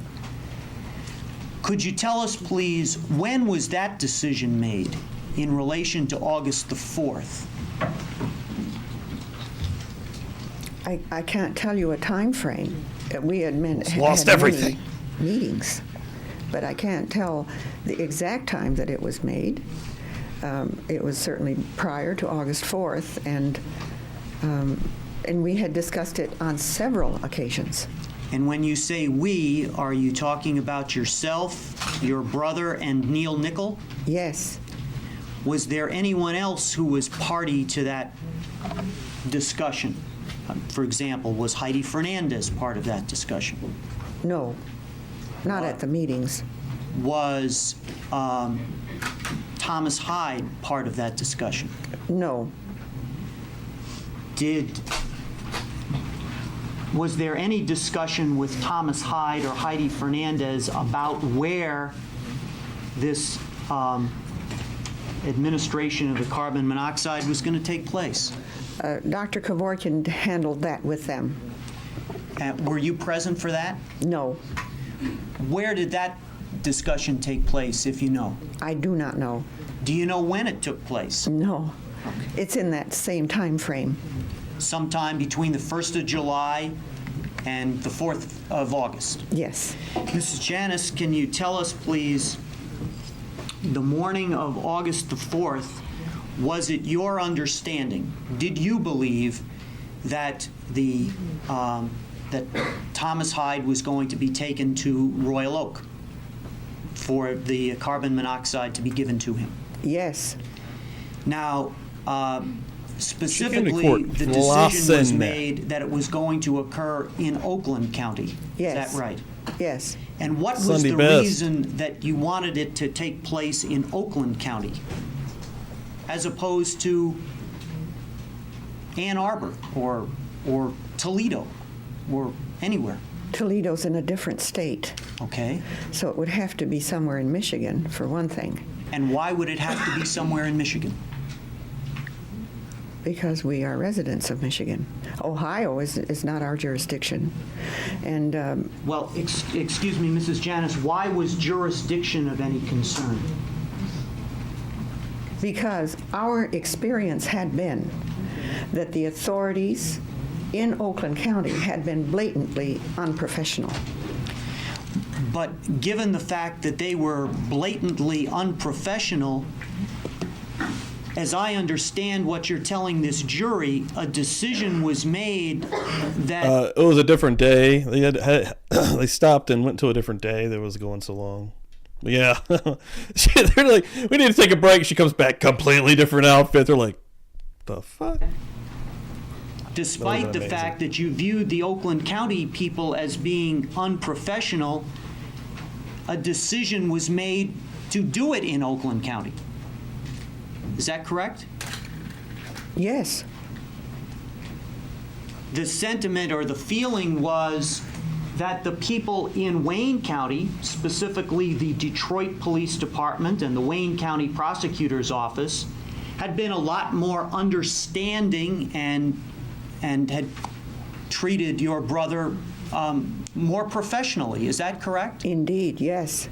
And was there any discussion at all about, well, since the Detroit police are a lot more professional and the Wayne County prosecutors are more professional, that we should go and do this in Wayne County, where that way no one from Oakland County can even claim that they have anything to do with this case? I don't understand that question, sir. Obviously, in terms of talking about your plan, about where Thomas Hyde was going to have the carbon monoxide given to him, choices were made as to where it was going to take place, and other places were rejected. correct? Mm-hmm. Why was Detroit rejected as the place to do it? No specific reason that I can think of, except that Dr. Kevorkian's apartment, or behind it, seemed a location where there would be no interruption of the medicide taking place. Mrs. Janice, you've obviously been to your brother's apartment in Royal Oak many times, I take it? Yes. And is it not true that the Royal Oak Police Department or police station is located right across the street? It's across a parking lot. All right. Would it be fair to say that the apartment building Hold on. Gypsy's freaking that out. your brother was living in back on August the 4th, 1993, is in view of the police station? Yes. And this parking lot that is behind your brother's apartment, this parking lot is also visible? Yes. You stand in that parking lot, you Yes. can look and see the Royal Oak Police Station, can't you? Yes. Now, notwithstanding that, that was selected as the site, correct? Right behind your brother's apartment building? Yes. Now, correct me if I'm wrong, but Thomas Hyde was living in Novi at the time. Is that correct? Yes. And Novi is also in Oakland County. Is that correct? Yes. And a decision was made not to do the to administer the carbon monoxide in Novi. Yes.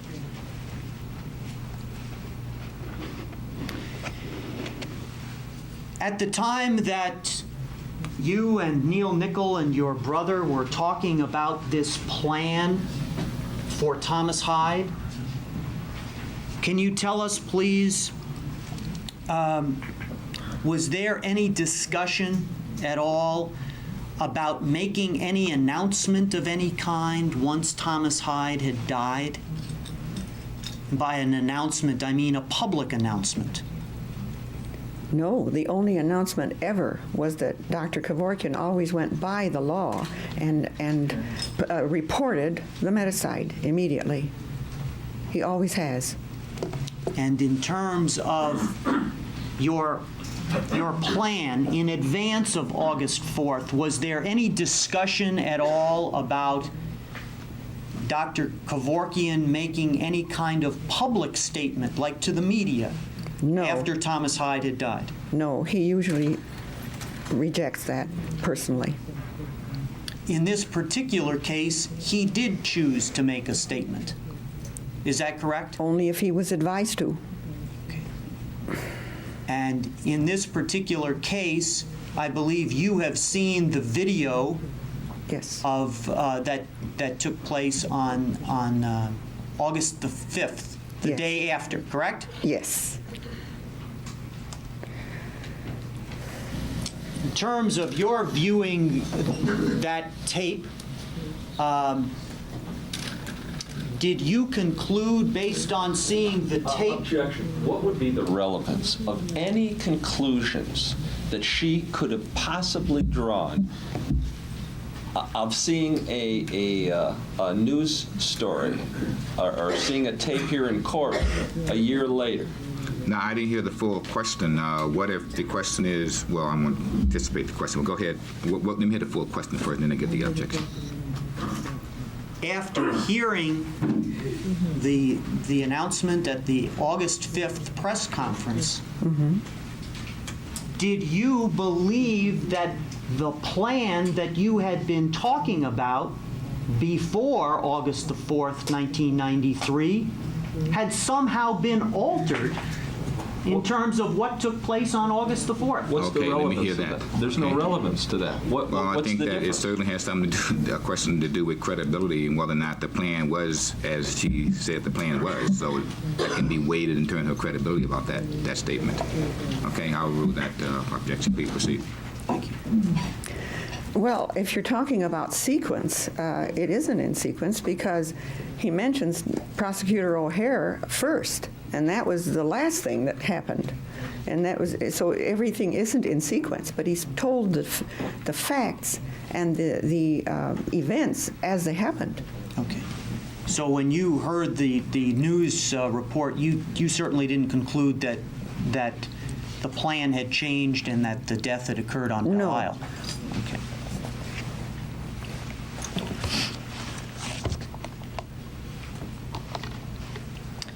Now, what was Mr. Nichols' role supposed to be on August the 4th? Assist in transporting.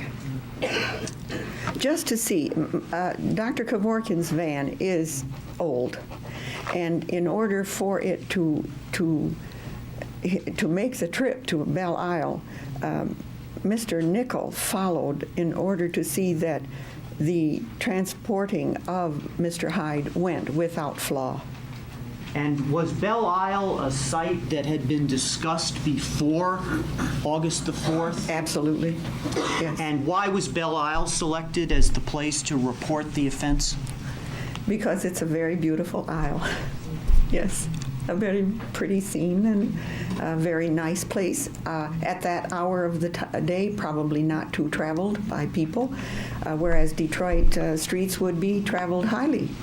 And it would be a very desirable scenario. A desirable scenario for reporting it to the police? Why not?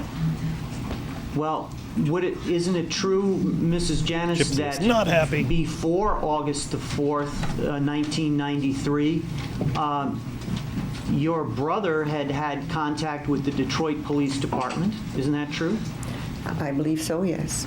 And he had contact with the Detroit Police Department at Detroit Police Headquarters at 1300 Beaubien, right across the street, correct? Yes.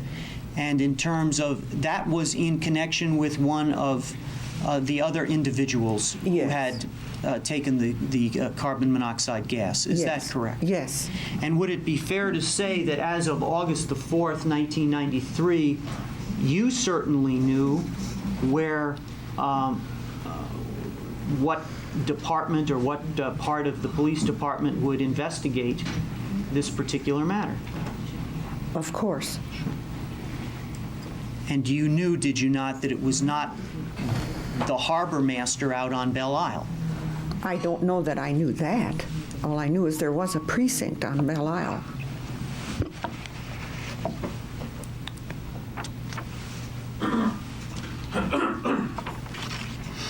What did the beauty of Belle Isle have to do with your decision to report it there? Adding to the dignity of Thomas Hyde's life. He deserved that, at least. Now, was there any discussion with your brother in advance regarding this particular plan as to how long he was going to be on Belle Isle? No, that was not discussed. Can you tell us, please, was the plan that had been discussed ahead of time a plan whereby your brother was going to drive, as you understood it to be, the dead body of Thomas Hyde from Royal Oak in Oakland County directly to Belle Isle in order to make the report to the police? Yes. It was your understanding, I take it, that there was no other purpose for being on Belle Isle with the dead body of Thomas Hyde other than to just go to the police and report what had happened? Yes.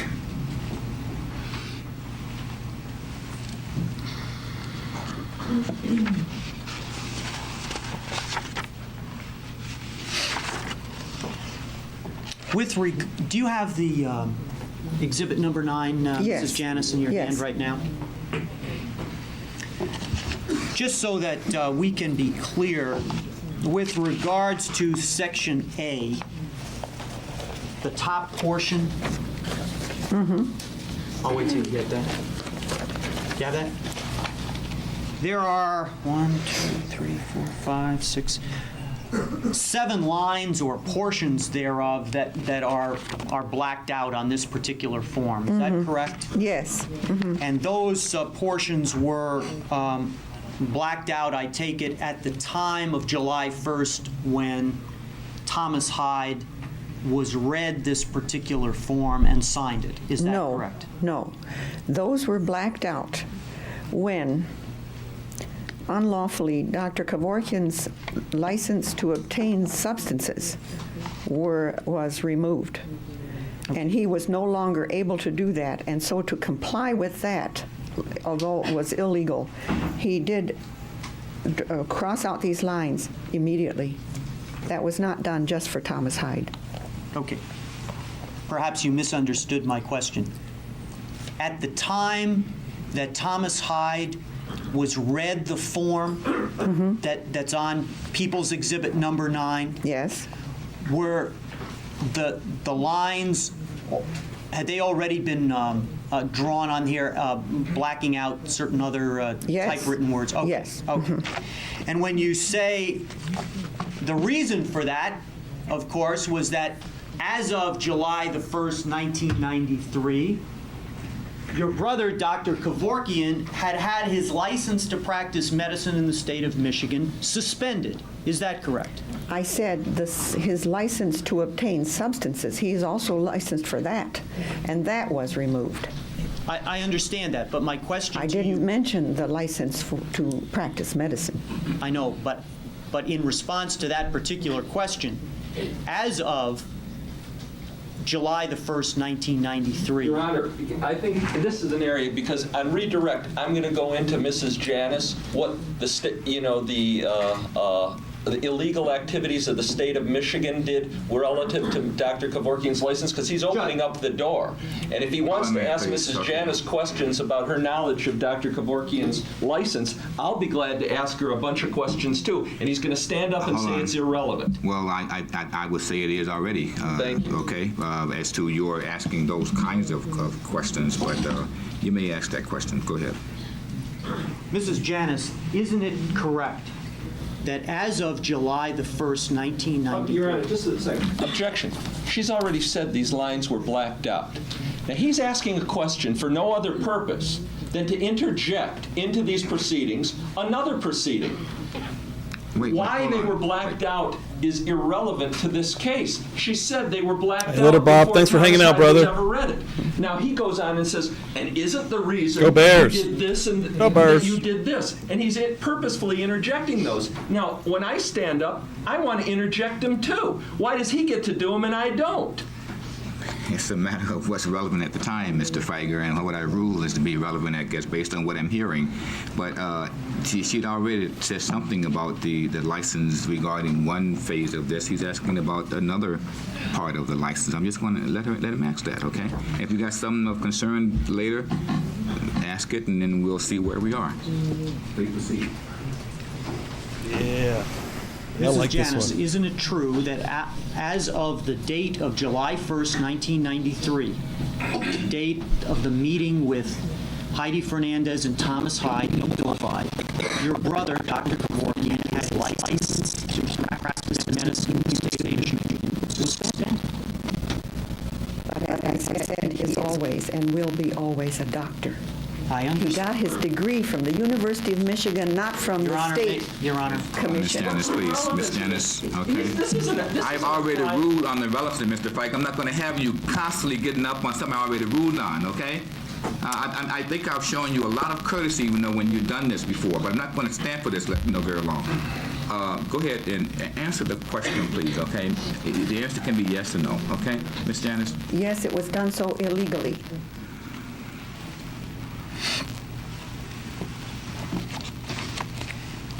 Now, Mrs. Janice, with regards to the visit that took place on July the 1st, 1993, your role, among other things, during that visit to Novi was to take the videotape of the interview. Is that correct? Yes.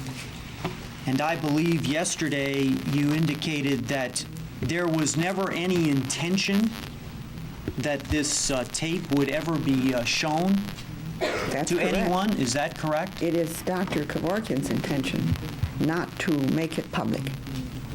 In terms of your discussing a plan with regards to Thomas Hyde, was there ever any discussion of wanting to take a video of Thomas Hyde to be able to eventually use it in a later court proceeding if necessary? Was that ever part of the plan? No. You've indicated, however, that, and I believe it appears on the actual Yeah, I think tape that was actually we- on the court TV, that little buzzing there. that we saw of that July 1st interview, that there were The fix. things that were going to be talked about off the tape? Yes. If this was all for now? confidentiality purposes and was never going to be shown, No, it's mentioned on the tape. what was the purpose then of going off the tape with other conversation, ma'am? Because it's strictly the procedures that will transpire so that the Do you hear it when it's paused? Because I hear like a slight little bit of a something in the background of the video.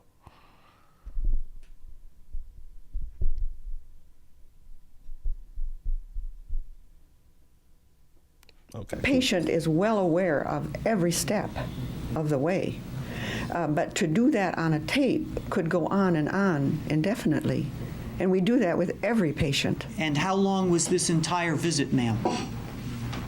On July 1st? Over and above the videotape, plus setting up camera beforehand, and afterwards going into detail regarding the procedure. We went at least 45 minutes after the videotape. Hey, have a great day, Gambis. And answered every question Good luck. that Heidi and Tom had for us. I understand that. Yet, you have told us, have you not, that with regards to the procedures that were followed and the specific procedures, You that got much was longer done left, less off than 10 tape minutes. because you didn't want to put that on the Oh, tape. Gypsy's ready It's here. to rock and However, roll. This document. Right. However, For you sure. did make it a point to get on the tape the fact that there was no fee to be charged, correct? In this case, yes, we did.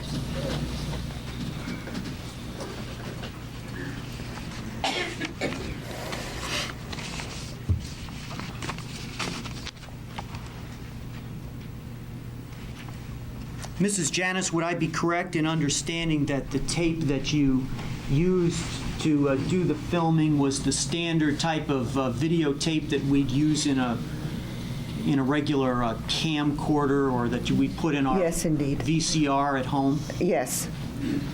And depending on what speed or what quality or how fast you run the tape, Pastor Steve the Wizard. Boom. Senator Globalism 199. Let's go. Oh, yeah. Thank you so much, Senator Globalism. Appreciate the shit out of that. This is gun country. Love that. Thank you so much. Rocking and rolling, baby. I love those new fucking effects. the tape can go 2 hours, 4 hours, or 6 hours. Is that No, it's just a 2-hour tape. Okay. 120 minutes.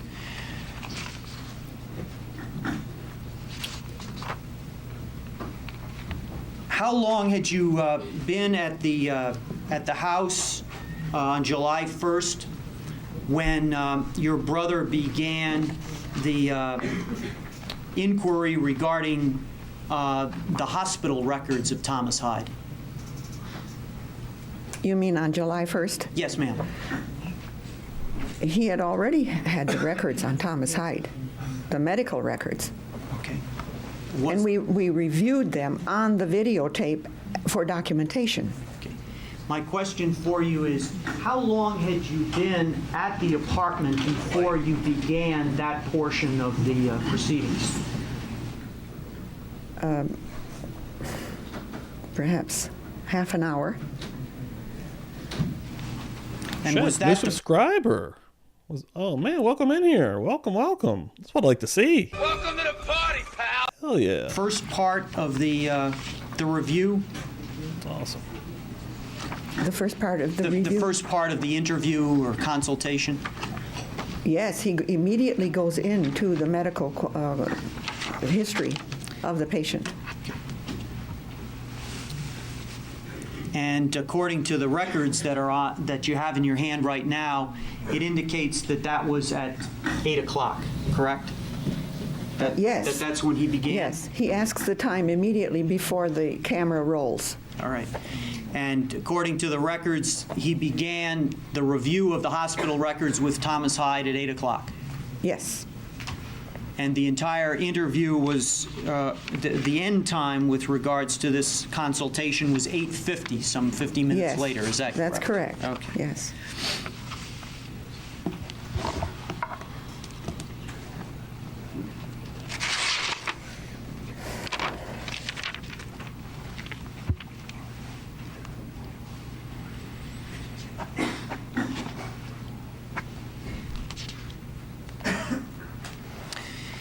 At any time with regards to the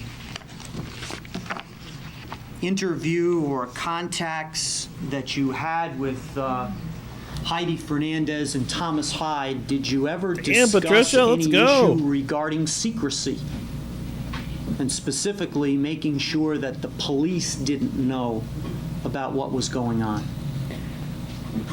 Only insofar as this is a strictly private matter. It is a private matter between patient and doctor and family. This is not for public consumption. Yes. Did you specifically, in light of what you've told us earlier, your concern and your brother's concern about the Oakland County officials, did you ever talk at all about the necessity of making sure that the police did not become aware of what you were planning to do? Why would we alert the police so that they could interrupt a medicide? Ma'am, my question for you, did you I ever don't understand your question, sir. Did you ever discuss with Heidi Fernandez or Thomas Hyde the necessity of not letting the police know about this? They knew not to let anybody know about this. And how did they know that? Well, they offered it themselves in talking with the doctor. They didn't want to make a circus of this. The authorities make a circus This guy's of this. ridiculous. There's nothing sinister in what Dr. Kevorkian does. Nothing. It's the law that's sinister. In terms Fuck of yeah. making a circus out of this, with regards I'm to telling you like it is, baby. when Thomas Hyde was on, and when Thomas Hyde's body was on Belle Isle in your brother's van, there was some testimony to the effect that that there was some news media there following your brother. Got her. Yes, there was such Do you testimony. have any personal knowledge as to how the news media got onto Belle Isle following your brother before the police did? No, and that upset him.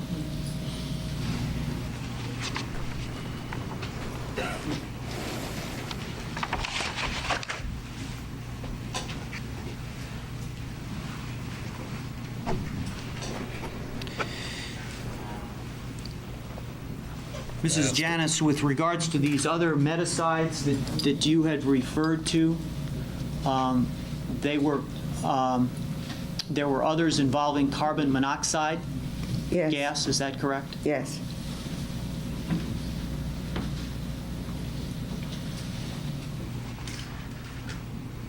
All of those individuals died when the carbon monoxide was administered?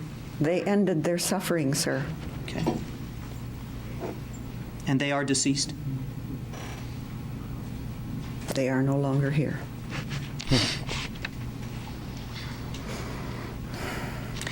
You indicated yesterday that there are certainly more people who contact Dr. Kevorkian requesting his assistance than actually get it. Is that correct? Indeed, he's extremely, extremely selective. And are you involved at all in that selection process? No, he makes all the medical decisions. Jesus. The decision to accept or not accept a patient is his. Yes.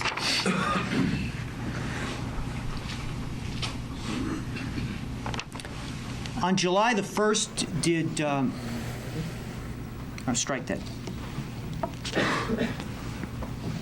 I have nothing further at this time, Your Honor. Thank you. Mr. Fager.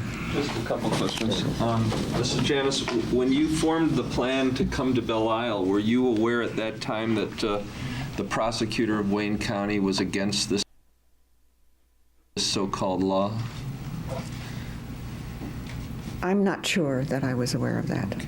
Does Dr. Kevorkian always follow the law? Strictly. He seems to be the only one. When he couldn't obtain controlled substances anymore in his practice, did he seek to circumvent the law and obtain drugs illegally? No. He had to go to carbon monoxide. He was forced by the authorities who removed his drug license, and therefore he sought another humane manner. And the only one open to him was carbon monoxide gas. And to your knowledge... That is not his choice. And to your knowledge, is he in any way prohibited or by law from obtaining that? No. I object to that. That's a legal conclusion that this witness isn't qualified to give, Your Honor. Do you want to respond to that, Mr. Fager? I don't think it's illegal. I can ask her if she's got any knowledge of any All right, you can ask it in that inability. sense. Yeah. Do you have any knowledge of any inability on his part to obtain that? No, I understand it can be obtained from anyone. Thank you. Nothing further. Thank you. Thank you, Ms. Janet. You may stand down. Thank you, Your Honor. Okay, and if I need you for further consultation on legal opinions, I'll let you know. Thank you. The lady was awesome. Dr. Kevorkian's sister. You have another witness to call? Yes, Your Honor. This time I called Dr. Jack Kevorkian to the stand. Okay, yeah. Perfect. That's how we will start next week with Bob Mata. While we're doing that, please. Okay. Perfect. Bam. Perfecto. Hell yeah, everybody. Thank you all so much for hanging out and being here today. I appreciate the shit out of it. Yeah, Murder Church in the books. Thank y'all so much. It's been a good one. That's what it's been. Boom. Yeah, thank y'all so much. Appreciate it. I will see you again Tuesday for something, I'm sure. Keep an eye on Twitter, of course. Keep an eye on all the socials. Always posting something. But, yeah, awesome, man. And all the new people that started subbing up today, welcome. All the new members, welcome, welcome. The cool thing coming this week will definitely be Friday, Feral Friday on Kick with Bob Mata. We are watching Swingers. And then there was something else maybe. I'm forgetting. Oh, yeah, Bob Mata on Murder Church next week. Let's do it. Have a wonderful day, just like Charlotte just said. Let's go. Love you guys. Another Murder Church in the books. Now, check out my new ending. Are you ready for this? Let's get out of here. Oh, shit. Whoa. Okay, hold on. Wow. Okay, right before we go, I was about to hit it. Hold on. Austin Reigns, $1.99. Let's go. Ending service, passing the plate. I've got a really good ending, guys. Give me the loot. Give me the loot. Thank you so much, Austin. Love you, too. Check out this new ending. Let's get out of here. Making sure I got it. This verse